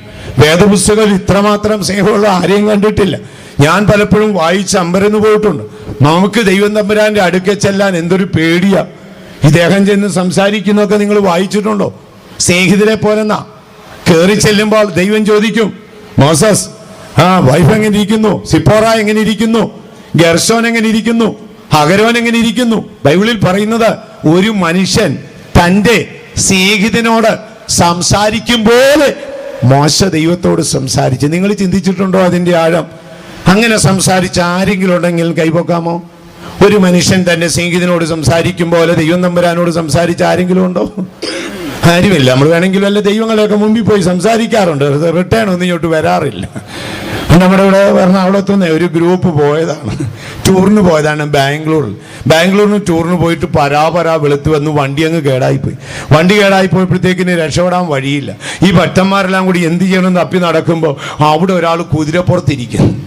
കുതിരപ്പുറത്ത് കുന്തമൊക്കെ പിടിച്ചിരിക്കുന്നത് കണ്ട് അപ്പോഴത്തേക്ക് ഈ ഭക്തന്മാരോർത്തു ഇത് നമ്മുടെ ബഹുമാനപ്പെട്ട ഗീവറീച്ചനാണെന്ന് വിചാരിച്ച് എന്ത് ചെയ്യുന്നറിയോ, പരാപരാ വെളുക്കുന്ന വെളിച്ചത്തില് ആ കുതിരയെ കെട്ടിപ്പിടിച്ച് കരഞ്ഞ് എങ്ങനെയും കറിയാച്ചാ ചെറിയാച്ചാ ഗീവറീച്ചാ രക്ഷപ്പെടുത്തണേ എന്നൊക്കെ പറഞ്ഞ് കരഞ്ഞ് നിലവിളിച്ചു. നേരം വെളുത്തപ്പോഴല്ലേ അറിയുന്നത് ടിപ്പു സുൽത്താന്റെ രൂപമാണ്. എന്ത് ചെയ്യാം, ഗീവറീച്ചനാണെന്നും പറഞ്ഞു പ്രാർത്ഥിച്ചതാണെന്നേ. പ്രാർത്ഥന കഴിഞ്ഞ് നേരം വെളുത്ത് വെട്ടം വന്നപ്പോ എടാ മൈസൂരിന്റെ ബോർഡറിൽ അവൻ വാളും കൊണ്ട് നിൽക്കുന്ന രൂപമാണ്. ഈ ആളും പേരും ഒക്കെ അറിയാതെ എന്തെങ്കിലുമൊക്കെ കാട്ടിക്കൂട്ടുക. ദൈവത്തിന് മഹത്വം ഉണ്ടാകട്ടെ. അപ്പോ ദൈവം തമ്പുരാൻ തന്റെ നീതിയോടെയാണ് ഈ പ്രപഞ്ചത്തെ വിധിച്ചിരിക്കുന്നത്, ഈ സംരക്ഷിച്ചിരിക്കുന്നത്. ദൈവം നീതിയോടെയാണ് തന്റെ ഏകജാതനായ പുത്രനെ പാപലോകത്തിൽ അയച്ച് നമ്മുടെ പാപം അവന്റെ മേൽ ചുമത്തിയത്. നമുക്കൊക്കെ ധൈര്യത്തോടെ പറയാം, 1900 വർഷങ്ങൾക്ക് മുൻപ് ദൈവത്തിന്റെ ക്രോധത്തിന്റെ അഗ്നി കത്തിയപ്പോൾ ആ അഗ്നിക്ക് പിന്നിൽ മെസ്സിഹാ ഉണ്ടായിരുന്നു. ഞാൻ മോശയുടെ കാര്യം പറഞ്ഞില്ലേ, ഭൂതലത്തിൽ വെച്ച് ഏറ്റവും വലിയ സൗമ്യനാണ്. 1000 ആണ്ട് വാഴ്ചയിൽ എനിക്ക് അത്യാവശ്യം കാണേണ്ട അദ്ദേഹത്തെയാണ്. എന്നെ ഏറ്റവും കൂടുതൽ കർത്താവായ യേശുവിന് ശേഷം സ്വാധീനിച്ചത് അദ്ദേഹമാണ്. ഉള്ള കാര്യം പറയും. ഞാൻ പലപ്പോഴും ഇങ്ങനെ രാത്രിയിലൊക്കെ ചിന്തിക്കാറുണ്ട്, എന്തൊരു വലിയ മനുഷ്യനാണ്. ഒരു മനുഷ്യൻ തൻ്റെ സ്നേഹിതനോട് സംസാരിക്കും പോലെയാണ്. നമ്മൾ ആരെങ്കിലും അങ്ങനെ ദൈവത്തോട് സംസാരിച്ചവരുണ്ടോ? രാത്രി കിടന്നെങ്കിൽ എന്തെങ്കിലുമൊക്കെ പിച്ചും പെയ്യൊക്കെ നമ്മൾ പറയും. അതല്ല ഞാൻ ചോദിച്ചത്. ദൈവത്തോട് നേരിട്ട് സംസാരിച്ചിട്ടുണ്ടോ? മോശ കയറിച്ചെന്നൊക്കെ പറയുന്നത് കേട്ടാണ്ടല്ലോ, വേദപുസ്തകത്തിൽ അത്ഭുതം തോന്നും. ഒരു ദിവസം ഇവന്മാർ ഈ ഇസ്രായേൽ പ്രാകൃത മനുഷ്യരാ, അവരെന്തൊക്കെയോ ദോഷം ചെയ്ത് യഹോവയുടെ ക്രോധം ജ്വലിച്ചിട്ട് ദൈവം അവിടുന്ന് ഇറങ്ങി ഒരു വരവ് വന്നു. മോശയോട് പറഞ്ഞു മാറുന്നേന്ന് പറയും. മോശ മാറത്തില്ല, പ്രതിഷേധം. നമ്മുടെ ഈ കമ്മ്യൂണിസ്റ്റുകാരൊക്കെ മന്ത്രിയെ തടയുന്ന പോലെ അവിടെ കയറി ഒറ്റ കിടപ്പ് കിടന്നു. 40 രാവും 40 മാറത്തില്ല. എന്താ പറയുന്നത്? അവരോട് ക്ഷമിക്കണം. വാക്കൊക്കെ കേട്ടാൽ അല്പം തോന്നും. ഇവന്മാര് ദുശാഠ്യമുള്ളവന്മാരാ, ഇവന്മാര് ഗുണം പിടിക്കത്തില്ലെന്ന് എനിക്കും അറിയാം. സോറി, എന്നാലും ഇവരുടെ അപ്പന്മാര് മാന്യന്മാരല്ലേ ഇങ്ങനെ പറയുന്നത്. ഇവരുടെ അപ്പച്ചന്മാര് അബ്രഹാം എന്ത് മാന്യനാ. കുറെ നേരം ദൈവം ചിന്തിച്ചപ്പോൾ പറഞ്ഞു മാന്യനാണ്. ഇസഹാക്ക് എത്ര മാന്യനാ, അദ്ദേഹവും മാന്യനാണ്. യാക്കോബ് ചില കുഴപ്പമൊക്കെ ഉണ്ടെങ്കിലും ആള് മാന്യനല്ലായിരുന്നോ? മാന്യനാണ്. ശരി. അപ്പൊ അവരെ ഓർത്തേക്കാൻ പറഞ്ഞപ്പോൾ ദൈവം പുറകിലോട്ട് പോയി. ഇത്ര കഴിഞ്ഞിട്ട് എന്ത് ചെയ്തു? പിന്നെ പല പ്രാവശ്യമായപ്പോൾ ഒരു പ്രാവശ്യം പറഞ്ഞു ഇനിയും ഞാൻ ക്ഷമിക്കത്തില്ല, ഞാൻ എല്ലാവരെയും കൊല്ലും. മോശ പറഞ്ഞു കൊല്ലരുത്, ഒരു കാരണവശാലും കൊല്ലരുത്. രണ്ടുപേരും നമ്മുടെ ഉഗ്രവാദമായി. അവസാനം ദൈവം കൊല്ലുമെന്നും മോശ കൊല്ലല്ലെന്നും. കൊല്ലുമെന്ന് ദൈവം രൂക്ഷമായി പറഞ്ഞപ്പോൾ എന്നാ കൊന്നു, എൻ്റെ പേര് നിന്റെ പുസ്തകത്തിൽ നിന്ന് വെട്ടിയേക്കാൻ പറഞ്ഞ് ഇറങ്ങിപ്പോയി. ചില കൊച്ചു പിള്ളേർ പ്രതിഷേധം പോലെ വടിയും കുത്തി താഴെ പോയി. ഇപ്പൊ മോശയെ ദൈവം വിളിച്ചു, ഇനി വന്നാട്ടെ, പിണങ്ങി പോകാതെ, ഇങ്ങനെ പിണങ്ങി പോകാതെ നിന്നാട്ടെ, നിന്റെ പേര് ഞാൻ മായ്ക്കത്തില്ല, എന്നോട് പാപം ചെയ്യുന്നവരുടെ പേരെ മായ്ക്കത്തുള്ളൂ. ഒരു ഗത്യന്തരം ഇല്ലാതെ വന്നപ്പോൾ പറഞ്ഞു ശരി, ഞാൻ അവന്റെ പാപം ക്ഷമിച്ചു പൊയ്ക്കോ, ഞാൻ വരത്തില്ല.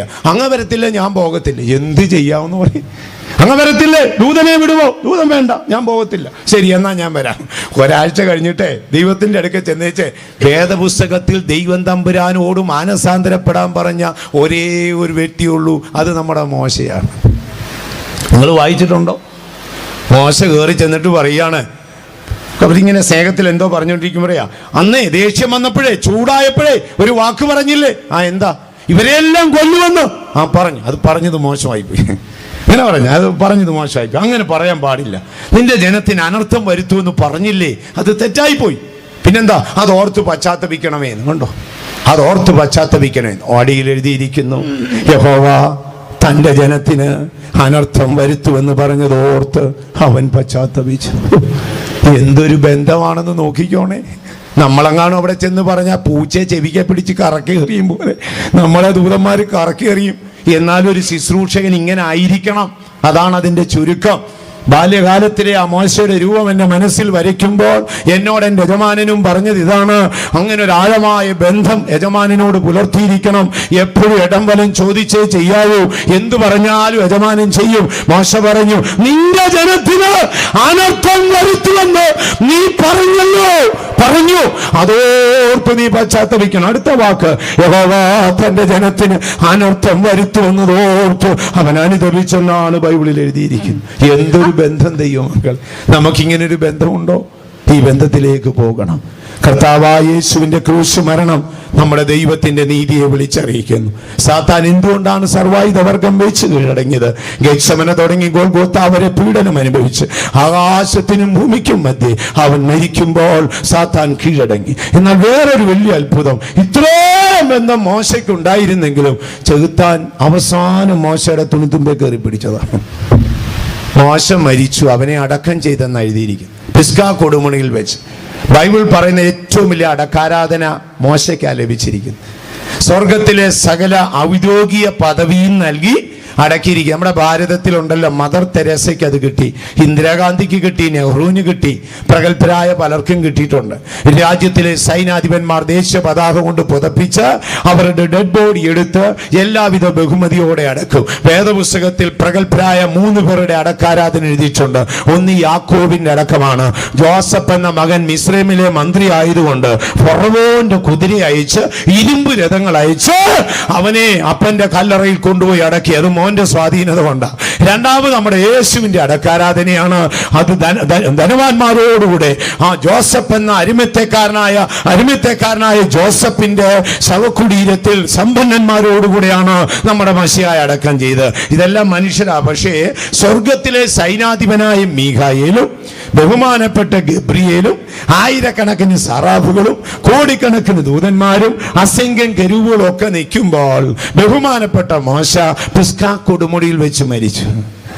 മരിക്കുമ്പോൾ ആ ഭൂമിയിൽ ദൈവം തമ്പുരാൻ മണ്ണുവാരി ഒരുത്തന്റെ ദേഹത്തിട്ട് നിന്നെ മണ്ണീന്നെടുത്ത് തിരികെ മണ്ണിപ്പോകാൻ പറഞ്ഞിട്ടുണ്ടെങ്കിൽ അതാരാണെന്നറിയാമോ?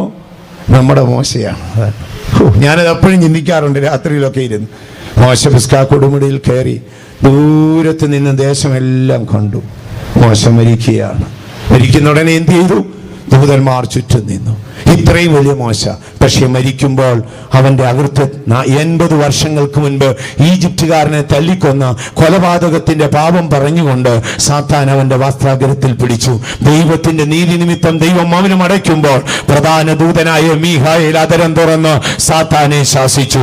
എന്തിനാണ് മശിഹായെ ക്രൂശിലേൽപ്പിച്ചത്? സാത്താന്റെ ആദരത്തെ അടയ്ക്കുവാൻ.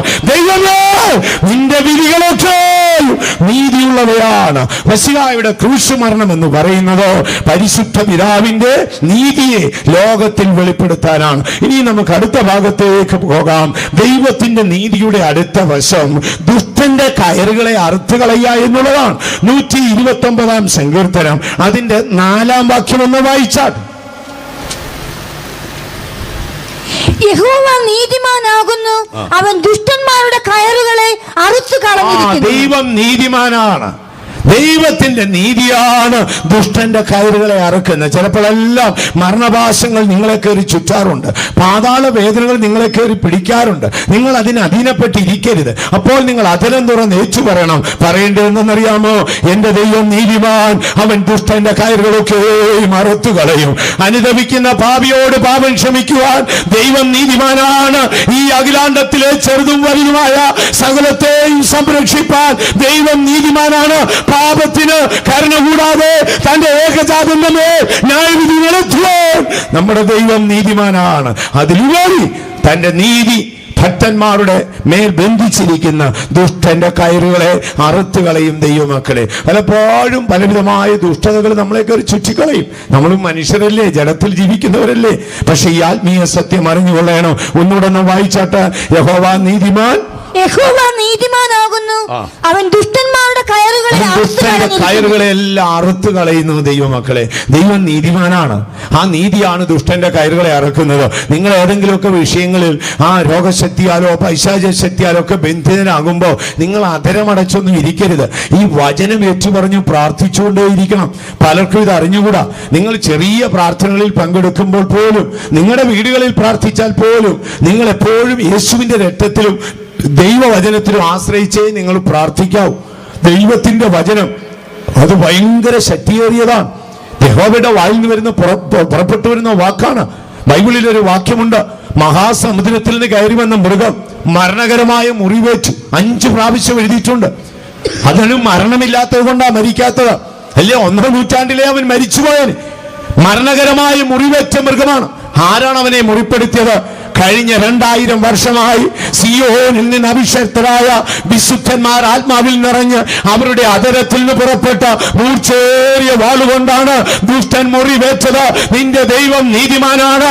യേശു നിന്നെ സ്വതന്ത്രനാക്കിയാൽ ഒരു ദുഷ്ടന് നിന്നെ കെട്ടാൻ അധികാരമില്ല. യഹോവ നീതിമാൻ, അവൻ ദുഷ്ടന്റെ കയറുകളെ അറുക്കും. അത് വിശ്വസിക്കുന്നവർ ഇന്ന് രാത്രിയിൽ അതെന്നിൽ പ്രവർത്തിക്കുമെന്ന് വിശ്വസിക്കുന്നവർ കരങ്ങൾ ഉയർത്തി ശക്തിയായിട്ട് ഒരു ഹല്ലേലൂയ പറഞ്ഞോട്ടെ.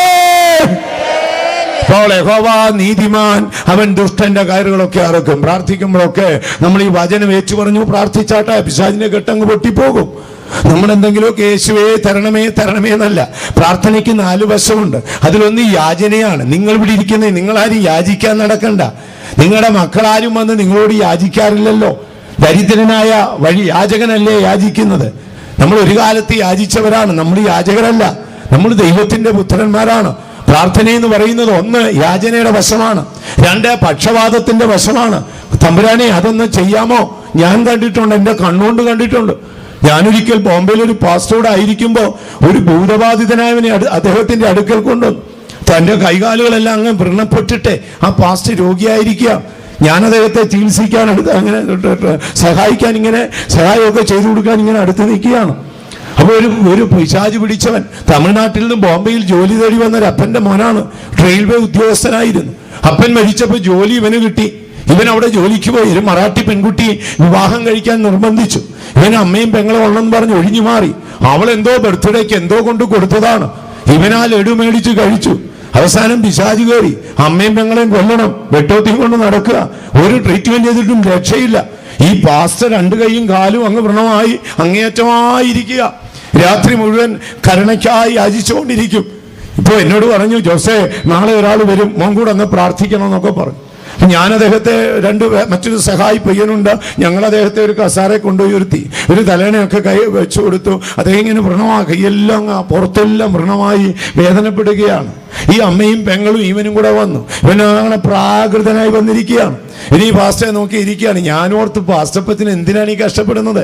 ഇദ്ദേഹത്തിന് ശ്വാസം പോലും വിടാനൊക്കുന്നില്ല. അധികം വയ്യാതെ അദ്ദേഹം മരിക്കുകയും ചെയ്തു. ഇത്രയും മനോവേദനപ്പെടുന്ന അദ്ദേഹം എന്തിനാണ് ഇതൊക്കെ ചെയ്യുന്നത്?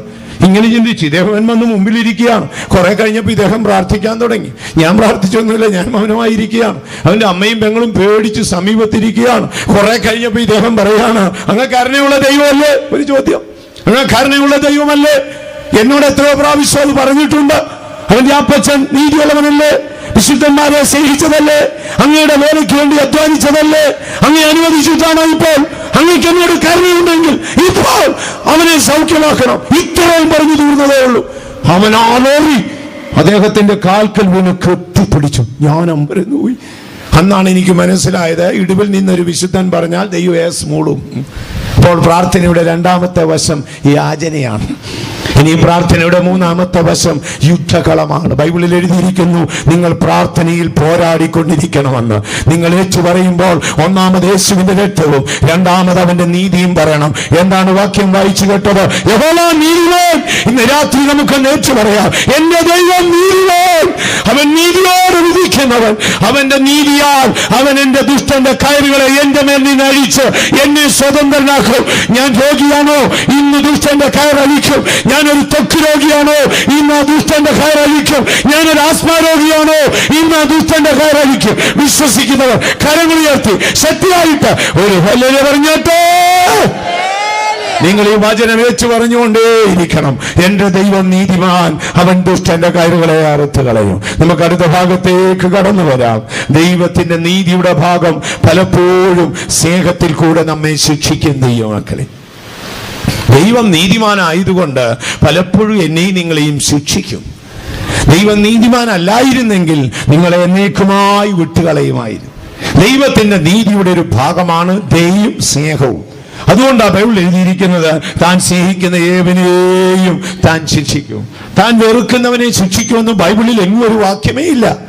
ദൈവം നമ്മളെ ശിക്ഷിച്ചുവോ അത് സ്നേഹത്തിന്റെ അടയാളമാണ്. പലർക്കും ഇത് അറിഞ്ഞുകൂടാ. ദൈവം നമ്മളെ ശിക്ഷിക്കും, അങ്ങനല്ലേ ഇബ്രായ ലേഖനത്തിൽ പൗലോസ് പറയുന്നില്ലേ, ദൈവം നമ്മെ ശിക്ഷിക്കുന്നെങ്കിൽ അതെന്തിനാണ്? അതൊരു ബാലശിക്ഷയാണ്. മരണശിക്ഷയും ബാലശിക്ഷയും. ഒരിക്കൽ ദാവീദ് പറയാണ്, ദൈവമേ നീ എന്നെ വലിയ ഖണ്ഡമാനം അല്ലെങ്കിൽ നീ വലിയ ശിക്ഷ എന്നെ ശിക്ഷിച്ചു, പക്ഷേ നീ എന്നെ മരണത്തിന് ഏൽപ്പിച്ചില്ലല്ലോ എന്ന്. അപ്പോൾ ദൈവത്തിന്റെ നീതി ഹേതുവായി ചിലപ്പോഴൊക്കെ ദൈവം നമ്മളെ ശിക്ഷിക്കും. സത്യത്തിന്റെ പരിജ്ഞാനത്തിൽ വന്ന ശേഷം നമ്മൾ കാട്ടിക്കൂട്ടുന്ന തെറ്റുകൾക്കൊക്കെ 100% അടി കിട്ടും. ശുദ്ധഭാഷ പറഞ്ഞ ചിലര് എന്തെങ്കിലുമൊക്കെ കാട്ടിക്കൂട്ടി സ്വത്രം പറഞ്ഞ് സൂത്രം പറഞ്ഞ് പോപ്പി ഷാജി എന്ന് പറഞ്ഞ് ആട്ടിയാലൊന്നും പോകത്തില്ല. പാസ്റ്റർ എഡ്വേർഡ് പറയുന്ന പോലെ ഇരുമ്പലൊക്കെ വിഴുങ്ങിയിട്ട് ചുക്ക് കഷായം കുടിച്ച വല്ല കാര്യമുണ്ട്, ഓലൊക്കെ ഇടം വരെ ഇരിക്കില്ലേ. അപ്പോൾ ഒരു വലിയ സത്യം അറിഞ്ഞുകൊള്ളണേ, അറിയായ്മയുടെ കാലം ഗണ്യമാക്കുന്നില്ലെന്ന് പറഞ്ഞാൽ അറിവിന്റെ കാലം ഗണ്യമാക്കും എന്നുള്ളതാണ് അതിന്റെ ചുരുക്കം. അറിയായ്മയുടെ കാലം ഗണ്യമാക്കത്തില്ലെന്ന ബൈബിളിൽ. അങ്ങനാണെങ്കിൽ 100% അറിവിന്റെ കാലം ഗണ്യമാക്കും. ശിക്ഷിക്കുമോ? ശിക്ഷിക്കും. കാരണം എന്ത്? ദൈവം നീതിമാനാണ്. ദൈവത്തിന് നീതി വിട്ടുവല്ലോ ചെയ്യാൻ നോക്കൂ? എന്നെ പ്രതിയോ അല്ല ജോസിനെ പ്രതിയോ ബ്രദർ സൈമനെ പ്രതിയോ ദൈവത്തിന് തന്റെ നീതി വിടാൻ നോക്കോ? ഇസ്രായേലോട് പറയാ, ഇസ്രായേലേ നീ കേട്ടുകൊള്ളുവീൻ, നീ ചെതറിപ്പോയിടത്ത് നിന്നൊക്കെയും ഞാൻ നിന്നെ കൂട്ടിവരുത്തു, പക്ഷേ എന്റെ നീതി നിമിത്തം നിന്നെ ശിക്ഷിക്കും. ദൈവം ചിലപ്പോഴൊക്കെ നമ്മളെ ശിക്ഷിക്കാറുണ്ട്. അതിനകത്തൊന്നും നമുക്ക് മുഷിപ്പ് തോന്നരുത്. ദൈവം നമ്മളെ ശിക്ഷിക്കും. ശിക്ഷിക്കുന്നതിന്റെ കാരണം എന്താ? ഒന്ന്, ദൈവം നീതിമാൻ. 2, ദൈവം നമ്മളെ സ്നേഹിക്കുന്നു. അപ്പോൾ എങ്ങനെയാണ് ശിക്ഷിക്കുന്നത്? എന്തിനാണ് ശിക്ഷിക്കുന്നത്? 1 കോരിന്ത്യർ 11:32 പറയുന്നു, ലോകത്തോടുകൂടെ നിങ്ങൾ ശിക്ഷാവധിയിൽ അകപ്പെടാതിരിപ്പാൻ അവൻ നിങ്ങൾക്ക് ബാലശിക്ഷ തരുന്നു. കഴിഞ്ഞ കാലങ്ങളിൽ ദൈവം ശിക്ഷിച്ചപ്പോൾ ആരെങ്കിലും മനം മടുത്ത് ദൈവത്തോട് സംസാരിച്ചിട്ടുണ്ടോ? ഇന്ന് രാത്രി നീ അറിഞ്ഞുകൊള്ളുക, നിന്റെ ദൈവം നിന്നെ ശിക്ഷിച്ചത് നിന്നെ സ്നേഹിച്ചിട്ട് അവന്റെ വിശ്വസ്തത കൊണ്ടാണ്. വിശ്വസിക്കുന്നത് കരങ്ങൾ ഉയർത്തി ശക്തിയായിട്ട് ഒരു ഹല്ലേലൂയ പറഞ്ഞോട്ടെ. എന്തിനാണ് ദൈവം തമ്പുരാനെ ശിക്ഷിച്ചെന്ന് ചോദിച്ചപ്പോൾ പറയുകയാണ്, ലോകം ഒന്ന് വായിച്ച്, വിധിക്കപ്പെടുന്നു എങ്കിലോ നാം ലോകത്തോടുകൂടെ ശിക്ഷാവിധിയിൽ ലോകത്തോടുകൂടെ ശിക്ഷാവിധിയിൽ അകപ്പെടാതിരിക്കേണ്ടതിന് കർത്താവ് നമ്മെ ബാലശിക്ഷ തരും. നല്ല പൊട്ടിക്കൊക്കെ തരും. പൗലോസ് പറഞ്ഞില്ലേ, നമ്മുടെ അപ്പന്മാർ നമ്മളെ അടിച്ചു, അപ്പോൾ നമ്മൾ അവർക്ക് കീഴടങ്ങി പോരുന്നു. ഇതുപോലെ സ്വർഗീയ പിതാവ് തന്നെ സ്നേഹിക്കുന്നവരെയൊക്കെ അടിക്കും. അപ്പൊ ഈ ശിക്ഷിക്കുന്ന എന്തിനെന്ന് ചോദിച്ചാൽ സമയമെല്ലാം വിശദമായി പറയാനില്ല. അപ്പോൾ നമ്മളെ ശിക്ഷിക്കുന്നത് 3 കാര്യത്തിലാണെന്ന് ശ്രദ്ധിച്ചാട്ടെ സഹോദരങ്ങളെ. അതിലൊന്ന്, നിങ്ങൾ ലോകത്തോടുകൂടെ ശിക്ഷാവധിയിൽ അകപ്പെടാതിരിക്കാൻ. നിങ്ങൾക്ക് ശിക്ഷ തന്നില്ലെങ്കിൽ പിശാചി ഒരു തുണിത്തുമ്പെ പിടിക്കും. പിശാചി ചോദിക്കും, നീ നീതിമാനായ ദൈവമല്ലേ, എന്താ കാര്യമെന്ന് ചോദിക്കും. അറിയായ്മയുടെ കാലം ക്രൂശിൽ ചുമന്നൊഴിഞ്ഞില്ലേ, അറിവായ കാലശേഷമൊക്കെ എന്ത് ചെയ്യും? ദൈവം ശിക്ഷിക്കും എന്ന് പറഞ്ഞ് നമ്മളെ അങ്ങ് തല്ലിക്കൊന്ന് നരകത്തിൽ വിടുവെന്നല്ല. പൗലോസ് പറഞ്ഞില്ലേ, സത്യത്തിന്റെ പരിജ്ഞാനത്തിൽ വന്നവൻ മനഃപൂർവ്വം പാപം ചെയ്താൽ നീക്കുപോക്കില്ലാത്ത ശിക്ഷാവധി. അപ്പൊ നരകമെന്നല്ല അവിടെ പറഞ്ഞിരിക്കുന്നത്, ഒഴിയാതെ അടി തരും. കാരണം എന്താ? ദൈവം നീതിമാൻ. ഒരിക്കലും ഒരാൾ കഠിനമായ അനർത്ഥത്തിൽ പെട്ടിട്ട് എൻ്റെ കൈകാലുകളെല്ലാം ഒടിഞ്ഞു കിടക്കുകയാണ്. ഞാൻ അദ്ദേഹത്തെ കാണാൻ പോയപ്പോൾ ഒറ്റവാക്കിൽ പറഞ്ഞു, വാസ്തവച്ച ദൈവം നീതിമാനാണ്, എന്നെ സ്നേഹിക്കുന്നതുകൊണ്ടാണ്. അപ്പൊ എന്നെ പ്രതിയോ നിങ്ങളെ പ്രതിയോ ഒന്നും ദൈവത്തിന് തൻ്റെ നീതി മാറ്റാനൊക്കത്തില്ല. ഒക്കുമോ? മനുഷ്യനല്ല ദൈവം, തൻ്റെ നീതി വിട്ടൊന്നും ചെയ്യാനൊക്കത്തില്ല. അപ്പോഴും നമ്മൾ ഓർത്തുകൊള്ളണം. യാക്കോബ സുറിയാനി സഭയിൽ മാണിക്കത്തനാർ എഴുതിയ ഒരു മനോഹരമായ പാട്ടില്ലേ, മനസ്സിൽ ഗുണമില്ലാത്തവനെ നിന്നോടാരാണ് ഗുണം ചെയ്യുന്നത്? ദൈവം നിന്നെ അകറ്റുമ്പോൾ അയ്യോ ആരാണ് നിന്നെ സഹായിക്കുന്നത്? ആഴത്തിൽ നീ കുഴികുഴിച്ചു, ബലപ്പെട്ട് നീ കൊളുത്തി, ബലമുള്ള വിറകും നീ അവിടെ കൂട്ടി. നീ നിന്റെ പരാതിയും കൊണ്ട് വരുമ്പോൾ നീ ചെയ്ത അന്യായക്കാരനപ്പുറം നിൽക്കുന്നെന്ന്. നീ നിന്റെ വേദനയും കൊണ്ട് വരുമ്പോൾ നീ ചെയ്ത അന്യായക്കാരനപ്പുറം നിൽക്കുന്നു. അതുകൊണ്ട് നീ വിതച്ചത് നീ അങ്ങ് കൊയ്തോളാൻ പറയും. എൻ്റെ അഭിപ്രായം പറയാമേ, നല്ലത് വിതച്ച് നല്ലത് കൊയ്താട്ടെ, എണ്ണപ്പെട്ട ദിവസമേ ഉള്ളൂ. ഇപ്പൊ 3/4 വിതയാ, ഇനിയും കൊയ്ത്തുന്ന ഒരു സമയമുണ്ട്. എപ്പോഴാണ് നമ്മുടെ പരിപാടി നിർത്തുന്നോ അപ്പോഴാണ് കൊയ്ത്ത് തുടങ്ങാൻ പോകുന്നത്. ചിലയും തിരിച്ചിരിക്കും, നമുക്ക് പാട്ട് പാടാം, ആത്മാവി നിറയാം, അന്യഭാഷ പറയാം. ഇതൊക്കെ നല്ല കാര്യം, വിതച്ചത് കൊയ്തേച്ചേ പോക്ക് നടക്കത്തുള്ളൂ. അതുകൊണ്ട് നോർത്താട്ടെ, ദൈവം നീതിമാൻ. നീതി നിമിത്തം എന്ത് ചെയ്യും? നമ്മുടെ ജീവിതത്തിലെ തെറ്റുകളെ കുറിച്ച് ബോധ്യപ്പെട്ടാൽ യജമാനൻ ശിക്ഷിച്ചാട്ടെ എന്ന് പറഞ്ഞ് നമ്മളെ അങ്ങ് തല്ലിക്കൊന്ന് നരകത്തിൽ വിടാനൊന്നും ഇഷ്ടമില്ല. യജമാനൊരു നീതിയുണ്ട്, ആ നീതി വിട്ടൊന്നും പോകുകയില്ല. അടുത്ത വാക്കൊന്ന് വായിക്കാമോ? എന്തിനാ നമ്മളെ ശിക്ഷിക്കുന്നത്? എബ്രായ ലേഖനം 12:10 വായിച്ചേ. അവർ ശിക്ഷിച്ചത് കുറെ കാലവും തങ്ങൾക്ക് ബോധിച്ച പ്രകാരവും അത്രേ. അടുത്തത്, അവനോ യേശുവോ നാം അവന്റെ വിശുദ്ധി പ്രാപിക്കേണ്ടതിന് നമ്മുടെ ഗുണത്തിനായി ശിക്ഷിക്കുന്നത്. അപ്പൊ നമ്മളെ ശിക്ഷിക്കുമ്പോൾ ഒന്ന്, ലോകത്തിലെ പാപികൾക്ക് ന്യായവിധി വരുന്ന ആ ഇടത്തുള്ളവരുടെ ഗണത്തിൽ നീ പോകരുത്. നിന്റെ പേര് ജീവപുസ്തകത്തിലില്ലേ? നീ നീതിമാന്മാരുടെ ഗണത്തിൽ എണ്ണപ്പെട്ടില്ലേ എന്ന് പറഞ്ഞ് നിന്നോട് വിട്ടുവീഴ്ച ചെയ്ത് അകത്ത് കയറ്റാൻ നോക്കുമോ? പൗലോസ് പറഞ്ഞതല്ലേ, നീതിമാന്റെയും നീതികെട്ടവന്റെയും പുനരുദ്ധാനം ഉണ്ടെന്ന് എനിക്കറിയാം. അന്തിമ വിധിയിൽ നീതിമാനെയും നീതികെട്ടവനെയും കൂടെ വെച്ചാ വിധിക്കുന്നത്. നമ്മൾ ഒക്കുന്നിടത്ത് ഒപ്പിക്കുന്ന സിദ്ധാന്തം കൊണ്ടൊന്നും സ്വർഗത്തിൽ പോകാനൊക്കത്തില്ല. ദൈവം പറഞ്ഞാൽ അതുപോലെ ചെയ്യൂ. അപ്പോൾ പലപ്പോഴും ബാലശിക്ഷ തരും. മുഷിഞ്ഞൊന്നും പോകരുത്. ഇനി അടുത്തത്, നാം ദൈവത്തിന്റെ വിശുദ്ധി പ്രാപിക്കാനാണ്. വിശുദ്ധി പ്രാപിക്കുന്നവരെ നമ്മളെ ഇങ്ങനെ കഴുകിക്കൊണ്ടിരിക്കും. ആറന്മുള കണ്ണാടി കണ്ടിട്ടുണ്ടോ? ആ കണ്ണാടിയുടെ ക്വാളിറ്റി എങ്ങനെയാണെന്നറിയാമോ? മനോഹരമായ തകിടെടുത്ത് മിനുസപ്പെട്ട പേപ്പർ ഉപയോഗിച്ച് മിനുസപ്പെടുത്തിക്കൊണ്ടേയിരിക്കും. നമ്മൾ ആ ആശാരിയോട് ചോദിക്കുകയാണ്, ഇത് എപ്പോഴത്തേക്ക് തീരുമെന്ന് ചോദിച്ചാൽ അദ്ദേഹം എടുത്ത് ഇങ്ങനെ പൊക്കി പിടിച്ചിട്ട് പറയും, എന്റെ രൂപം, എന്റെ മുഖത്തെ ചെറിയ പാടുകൾ പോലും എപ്പോൾ ആ കണ്ണാടിയിൽ തെളിയുന്നോ അന്നേരം വരെ ഉരച്ചോണ്ടിരിക്കും. നമ്മളൊക്കെ ആറന്മുള കണ്ണാടി പോലെ ദൈവം തമ്പുരാൻ ഇങ്ങനെ മിനുസ് വെച്ച് ഉരച്ചോണ്ടിരിക്കുക. 60 കൊല്ലം, 45 കൊല്ലം, 85 കൊല്ലം ഒക്കെ ഉരയ്ക്കും. ഒരച്ചൊരച്ച് ഒരു ദിവസം സ്വർഗം നോക്കുമ്പോൾ നിങ്ങളുടെ ഉള്ളിൽ യേശുവിന്റെ രൂപം കാണും. അന്ന് പണി നിർത്തി നിങ്ങളെ ഷോറൂമിൽ കൊണ്ടുപോകും. നമ്മുടെ ദൈവം നീതിമാൻ. അവൻ നീതി കൊണ്ട് നമുക്ക് കരുതുന്നെങ്കിൽ നീതി കൊണ്ട് പലപ്പോഴും ശിക്ഷിക്കും. പിണക്കൊന്നും തോന്നരുത് ദൈവത്തോട്, കേട്ടോ. ഇനി അടുത്ത എന്തെന്നറിയാമോ? യെശയ്യാപ്രവചനം 38:17. നിനക്ക് ഭാവിയിൽ സമാധാനത്തിനാണ് ഇപ്പം കൈപ്പുള്ളത് തന്നിരിക്കുന്നത്. പെട്ടെന്നൊന്ന് വായിക്കാമോ? സമാധാനത്തിനായി എനിക്ക് അത്യന്തം നിത്യതയിലെത്തുമ്പോൾ നീ സമാധാനം പ്രാപിക്കുവാൻ ജീവിതത്തിൽ ചില കയ്പിന്റെ കാടിയൊക്കെ ദൈവം തരും. അപ്പോൾ നമുക്ക് പെട്ടെന്ന് ചിന്തിച്ചു പോകാം, ഈ ശിക്ഷ എങ്ങനെ ആയിരിക്കും ദൈവമക്കളെ? ആത്മീയ മണ്ഡലത്തിലെ ശിക്ഷ 2 രീതിയിലാണ്. ഒന്ന്, ശിക്ഷയുടെ ഒരു നാണയം എടുത്തു നോക്കിയാൽ അതിന് 2 പുറം കാണും. അതുപോലെ ശിക്ഷയ്ക്ക് 2 വശം. ഒന്ന്, ശിക്ഷയെന്ന് പറയുന്നത് കഷ്ടതയാണ്. ചിലപ്പോൾ നല്ല കഷ്ടതകളൊക്കെ വരും. ഞാൻ കഷ്ടത്തിലായത് ഗുണമായി, അതുകൊണ്ടല്ലേ യഹോവേ നിന്റെ പ്രമാണങ്ങളെ ഞാൻ പഠിച്ചെന്നാണ്. അപ്പോൾ നമുക്ക് പലപ്പോഴും ദൈവം ശിക്ഷിക്കുമ്പോൾ, പണ്ടേ കാലത്തൊക്കെ നമ്മുടെ പാസ്റ്റർമാരെടുക്ക ചെന്ന് നമ്മളൊരു രോഗശാന്തിക്ക് പാസ്റ്റർപ്പച്ച തലവേദനയാ പ്രാർത്ഥിക്കണമെന്ന് പറഞ്ഞാൽ അന്ന് പാസ്റ്റർമാരെടുത്ത പോലെ ചോദിക്കും, തലവേദന വരാൻ കാരണം എന്താന്ന്. അപ്പോഴേ നമ്മുടെ പകുതി തലവേദന പോകും.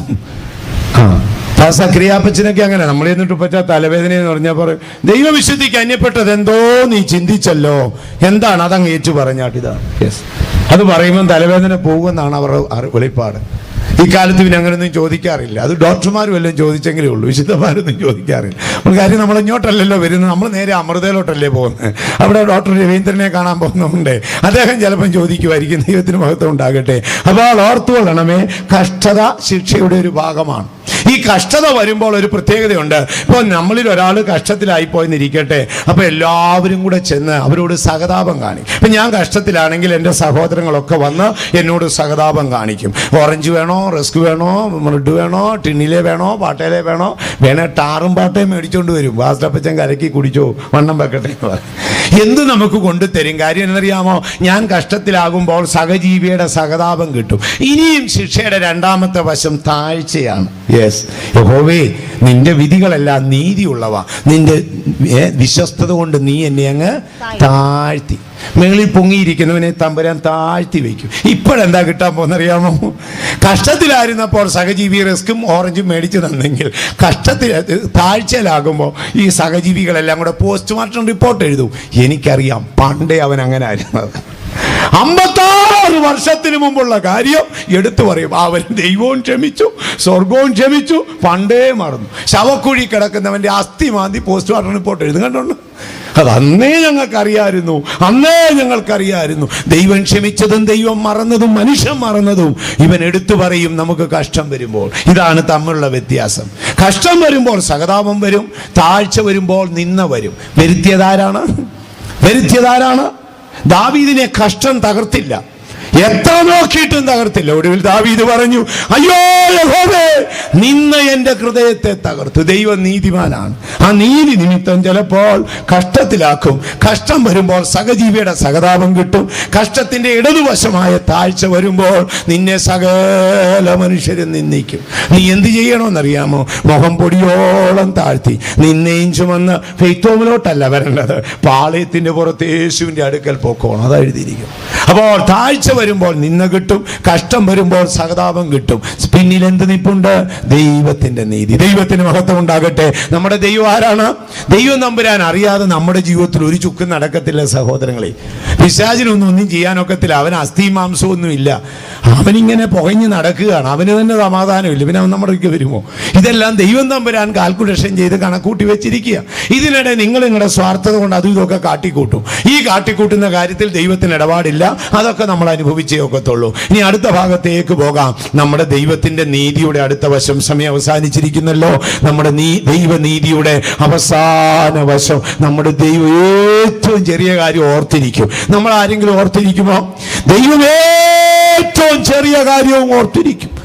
ഹെബ്രായ ലേഖനം 6-ാം അധ്യായം 10-ാം വാക്യത്തിൽ വരുമ്പോൾ അവിടെ പൗലോസ് അക്കാലത്തെ എബ്രായ നാട്ടിലുള്ളവർ പിന്മാറ്റക്കാരായി അവർ ദൈവനീതിക്ക് അന്യപ്പെട്ടു പോകുന്ന കണ്ടപ്പോൾ നിങ്ങളുടെ മേൽ വലിയ ന്യായവിധി വരുമ്പോൾ അവസാനം തീയാണെന്നൊക്കെ പറഞ്ഞിട്ട് ലാസ്റ്റ് ഒരു വാക്ക് എഴുതി. വിശുദ്ധന്മാരെ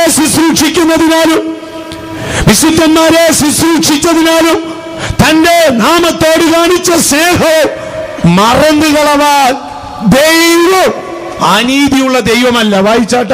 ദൈവം നിങ്ങളുടെ പ്രവൃത്തിയും വിശുദ്ധന്മാരെ ശുശ്രൂഷിക്കുന്നതിനാലും തന്റെ നാമത്തോട് കാണിച്ച സ്നേഹവും മറന്നു കളവാൻ ദൈവം അനീതിയുള്ള ദൈവമല്ല.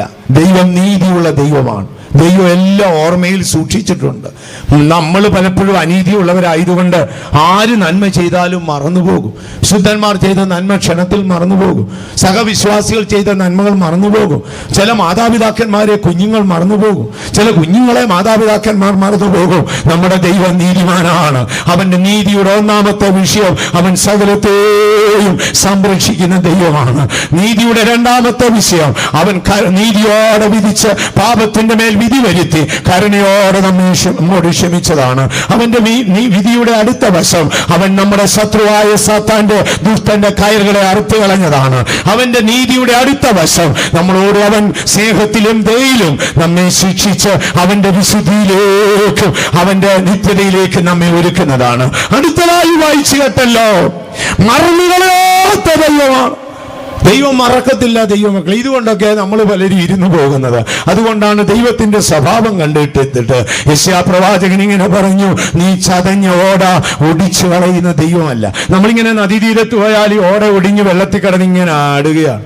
നമ്മൾ അവന്റെ ആ മെനക്കെട്ട പരിപാടി കണ്ടാൽ നമ്മൾ പറയും വെട്ടിക്കളയടാന്ന് പറയും. എത്ര നാളാണ് അവൻ ബെന്തിക്കോസിൽ നിൽക്കുന്നത്, വെട്ടിക്കളയടാന്ന് പറയും. അപ്പൊ നമ്മൾ കണ്ട ദിവസം ഇവൻ ഉടഞ്ഞ് തകർന്ന ഒരോടയായിട്ടാണ് കണ്ടത്. പക്ഷെ ദൈവം കണ്ടത് ഇവൻ നന്നായി നിൽക്കുന്ന ഓടയാണ്.